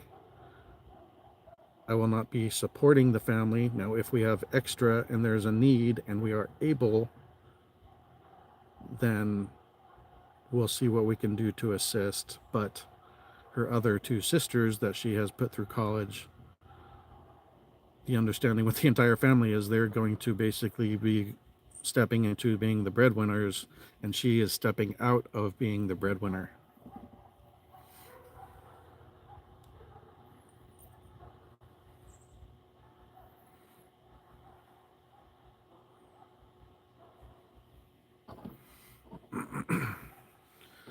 So personally, I feel like I won the lottery finding her. So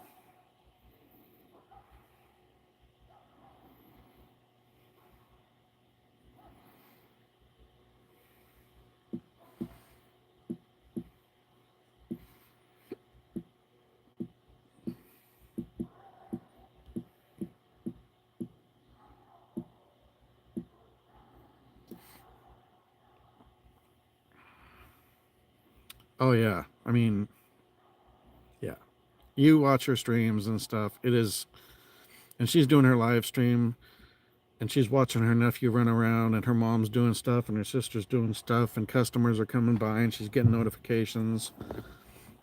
She's multitasking like a mad woman, even doing her live streams. And sometimes she'll just give them a look and point with the eyebrows or the lips, and you know that she's got them running around. She's in charge there, really.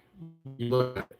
I'm sure the parents are in charge, but it's Cheese Store, and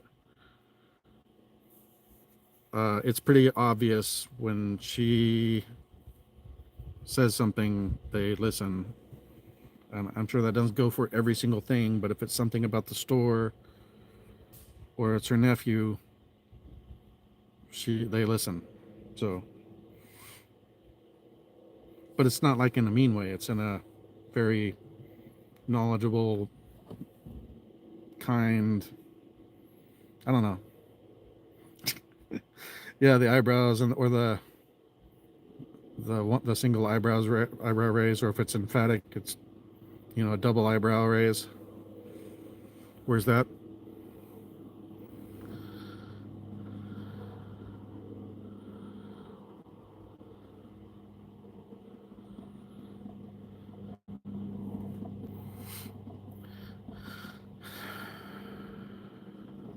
Yeah, and so our two. I was when I met her, I was already gonna move to the Philippines, and I was already gonna go to Negros. I was already looking at Valencia, not for being around expats, but I looked at video of Leyte and Iloilo and Cebu and Luzon and Negros, and I already knew that I wanted to hang out in that area, and I grew up in the country and live in the country, so I'm more, I would say, semi-province. I'm not going to say I'm like deep jungle province guy, but smaller town, probably even than Valencia, would be fine for me.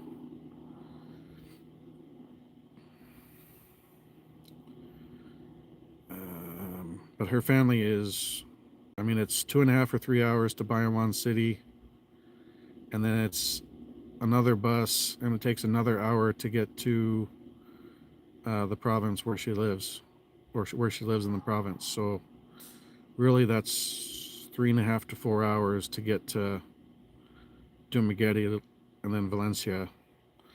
So it's not like they're 5 or 10 minutes or even half an hour away, showing up every little bit to be in our business. I'll say it that way constantly. Yeah. Having these expat channels is ridiculously invaluable. And without YouTube, I never would have done it. I had zero interest in really leaving the country at all, ever, even though I've been fed up with stuff.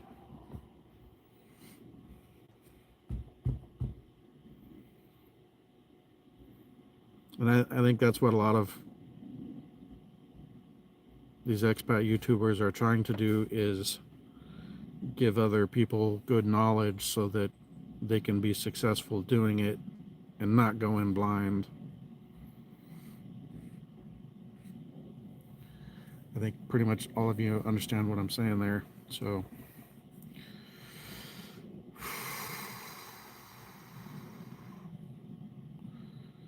that's what I got for now, but I've got to take another break again, but I'm going to go ahead and end this one, take a little longer break, and then be ready for Jasper's live stream. It's supposed to start at 9 a.m. So I appreciate you guys coming in and hanging out. I don't know who all the lurkers are, but thanks for coming in and helping me with my watch hours. These have been chunking away. I'm at like 552 hours out of my 3,000, and about 7 weeks ago, I only had 24 watch hours. So that's quite a huge chunk out. And every one of you that spends any amount of minutes in the live streams just watching quietly or interacting, I appreciate you being in here. So thank you so much. And I'm sure I'll be live again tomorrow. So if I don't see you tomorrow, awesome. Yeah. So I'll get there Sunday the 11th. I'm going to be zonked, so I don't think we'll hit the market that day. And then the next weekend we're going to be in Bohol, but probably the weekend after we'll go to the Sunday market in Valencia. So I don't know if that'll be the last weekend of August, first weekend of September, we should be at the market, but we should both be live before then. So if you want to take a look at what she's doing, her channel is Chi the Filipina Vlog, and I think you'll very rapidly see that I have struck the jackpot, won the lottery, matching up with her, and she is not your typical Filipina. I nailed this one good, so I'm super excited. But anyway, I'll talk to you guys either in another stream in a little bit or on here tomorrow. So thank you so much. Haneko.